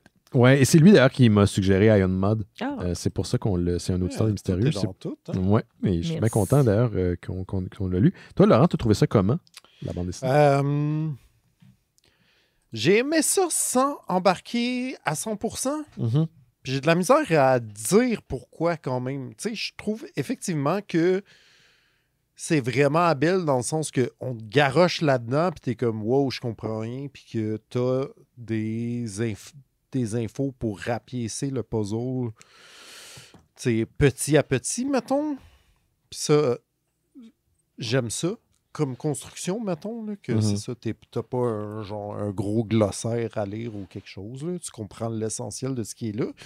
En même temps, tu sais, c'est comme quand même un gros album. Ça fait quoi, presque 300 pages? C'est 296 pages. Ouais. Mais beaucoup composé de paysages où il n'y a pas d'écriture, mais c'est ça, mais pas de langage. C'est vraiment épais, mais c'est quand même une longue errance, tu sais. Ça m'aurait pas dérangé qu'il y ait une série puis qu'on étoffe plus, mettons. Comme parce que là, je suis comme... Tout ça, là, cet univers-là est fucking riche. Mais hein. J'ai l'impression qu'on voit juste un tout petit glimpse, tu sais. Puis il y a beaucoup, même si c'est pas frustrant parce qu'on arrive à la fin, puis il y a quand même des réponses, tu sais. Il y a quand même beaucoup de choses qui sont laissées dans le flou, mettons. Ouais. Tu sais, mettons, là, on comprend qu'on est sur une genre d'arche de Noé dans une section mise en quarantaine à cause d'une infection quelconque. Qui sont ces extraterrestres qui font cette arche-là? Qu'est-ce qui s'est passé avec les terriens et la Terre? Tu sais, mettons, il y a juste un bout au début là, qui passe vite, tu sais, qu'il rencontre un personnage, mais on le voit jamais, qui parle de derrière, genre, son abri de fortune itinérant. Genre, qu'est-ce qui se passe? C'est qui ces gens-là? C'est quoi leur histoire? Il y a tellement matière à plus que je suis comme... J'en ressens une petite frustration quand même, genre que ça soit fini là. Tu sais. Comment je pourrais dire ça? Non, mais je comprends aussi. Non, mais je comprends. Un choix d'auteur, puis c'est bien correct. Non, même, mais je comprends je te à 100% ce que. Non, mais je sais pas de m'ostiner. J'essaie de dire que je suis 100% d'accord avec toi, en fait. J'ai aimé l'univers, j'ai aimé l'histoire, j'ai aimé le personnage principal. J'ai aimé la longue errance. Moi, j'ai pas senti que c'était long ou. Non, pas du tout. C'est ça. Le rythme est bon. Le rythme est bon. Mais comme toi, je n'étais pas là à 100%. Puis je vais dire pourquoi. C'est qu'il y a des termes qui sont... Je ne sais pas si c'est des termes européens ou si c'est des termes utilisés dans la bande dessinée, mais j'étais perdu par moment. Je ne savais pas si ce mot-là, c'est un terme qui est utilisé en France ou en Belgique, qu'importe, ou c'est un terme de l'univers dans lequel on se retrouve. Ça a l'air anodin, mais c'est un peu mélangeant. Je vais utiliser le même exemple que Simon a utilisé pour décrire Dune. À un moment donné, je ne savais pas, en lisant le livre, si c'est un concept, une personne ou un objet. Puis j'étais là, par moment. Je lisais des mots, j'étais comme, je sais pas c'est quoi ça. Je sais pas à quoi on fait référence. Mais c'est vrai que c'était drôle, parce qu'il y avait comme du slang français, puis comme c'est dans le futur, puis on utilise encore le même slang français. C'est comme bizarre. Oui, mais c'est normal aussi. Dans Star Trek, ils parlent tous en anglais. Ça allait être mon autre bémol, c'est les dialogues. Ouais. Pour vrai, ça m'a souvent sorti de... Ton expérience? Ouais, je sais pas comment dire ça. On dirait qu'il y avait une maladresse dans les dialogues. Puis, tu sais, c'est peut-être aussi, là, j'ai viens de checker, ça a l'air d'être son premier album à ce gars-là. Déjà, là, bravo, man, wow. Tu sais, c'est fucking riche, mais un petit tune-up de l'écriture de dialogue. Déjà, le world building est incroyable. Mais un petit tune-up sur le dialogue qui était effectivement soit... trop familier de slang français ou un petit peu cliché sur les bords, voire... Tu sais, j'arrive pas à mettre le doigt dessus exactement, mais il y a de quoi qui marchait pas à 100%, tu sais, de ce côté-là, je trouve. Moi, c'est la fin, en fait, qui m'a gossé. La fin, vous dites, c'est une belle conclusion. Moi, j'ai rien compris de la fin. C'est le seul bout où j'ai rien compris. J'ai compris l'origine de l'espèce d'infection qui rend certaines créatures sur le vaisseau. Ouais, c'est ça. Comme des genres de zombies là, infectés. C'est à même la matière du vaisseau que cette affaire-là s'est développée. Puis ça devient aussi un peu son alter ego. Mais là, attends, il est-tu dans sa tête? On est où, là? J'ai pas trop compris. En fait, j'ai pas compris du tout. Je sais pas si c'était voulu. On est dans une simulation informatique où ils ont uploadé ce qui restait de viable de son esprit pour y expliquer la situation parce qu'il était infecté avec un virus à la genre de Thing qui essayait d'infecter le reste du vaisseau, ce qui faisait qu'il ne pouvait pas sortir de cette zone-là parce qu'il était en quarantaine, lui, même s'il ne le savait pas. Mais l'upload se fait à la fin ou il est en upload depuis le départ? Bien expliqué. C'est ça la question. Oui, merci, Laurent. Je pense que l'upload se fait à la fin. OK. C'est là où j'étais pas clair. Mais là, tu vois, moi, en fait, je l'avais déjà lu il y a quelques mois, cet album-là. Puis là, j'étais comme, c'est cool, j'ai pas besoin de le lire. Puis là, en fait, j'étais comme, je m'en rappelle pas assez pour en parler. Ouais, fais pas Jake, qui a comme pas lu Guy Gyllenhaal. Fait que je l'ai tout relu hier soir, tu sais, peut-être plus vite, mettons. Là. Ouais. Mais c'est comme ça m'a aidé à clarifier quelques aspects quand même, tu sais, de tout ça. Mais, tu sais, c'est vrai que l'univers est super riche, puis je pense que ça gagne à la relecture, sans doute, tu sais. Ouais. C'est rare aussi que notre personnage principal, c'est un homme dans la 70aine d'années. Oui. Des personnes âgées.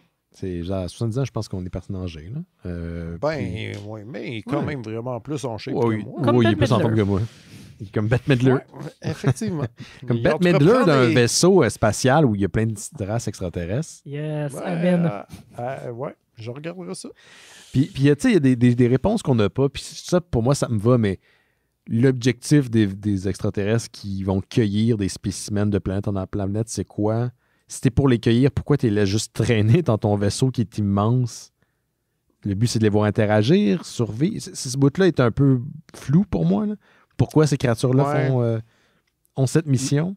L'origine de tout ça est un peu restée nébuleuse. C'est correct. C'est correct.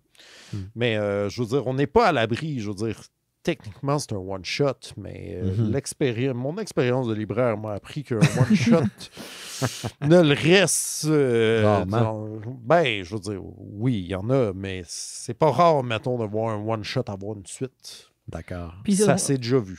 Puis il pourrait, tu sais, il est rendu dans une conscience pour avoir d'autres personnages, il pourrait réutiliser ce concept-là de ce personnage-là qui revient, ou qu'il y a quelqu'un de plus jeune. Ou juste l'univers, c'est ça.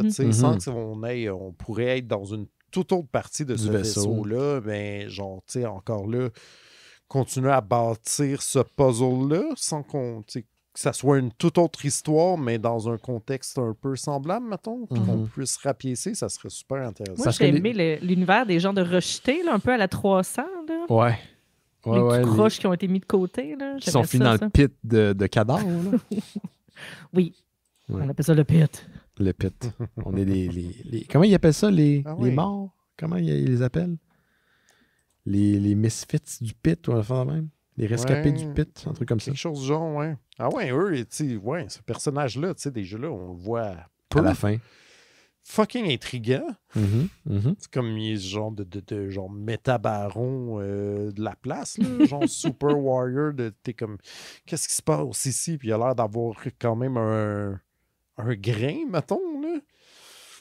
Genre, mais il est vraiment intriguant. Il n'est pas Drax. Il m'a fait penser. C'est un genre de Drax? Non, il est plus que Drax. Non, il a l'air d'un. Tu sais, dans les films années 90, des punks. Là. Ouais, il fait très punk 90 qui tient dans un métro de New York. Des punks dans Freddy. Là. Ouais, c'est ça. Ou dans Repo Man, genre. Ouais. Dans Jason Takes Manhattan. C'est ça que je voulais dire. C'est ça, Jason. Ouais. J'ai beaucoup aimé le style visuel, on l'a mentionné rapidement, mais ça m'a fait penser. On les voit, là, les influences franco-belges, mais aussi du manga. En noir et blanc, puis ça fait du bien. Tous les environnements qui sont essentiellement dans le même vaisseau sont différentes. Sont pas... c'est pas récurrent. Il y a une belle variété. Il amène toute une atmosphère différente. Il y a des raccoins, il y a des grandes pièces qui semblent comme de vallées. J'aime qu'à un moment donné, le personnage, il dit lui-même, je suis pas habitué d'avoir des lignes d'horizon. Quand il rentre dans la brèche, puis ça me donne mal à la tête. Ouais, ça lui donne mal au cœur. Il faut qu'il regarde à terre pour un peu s'aider.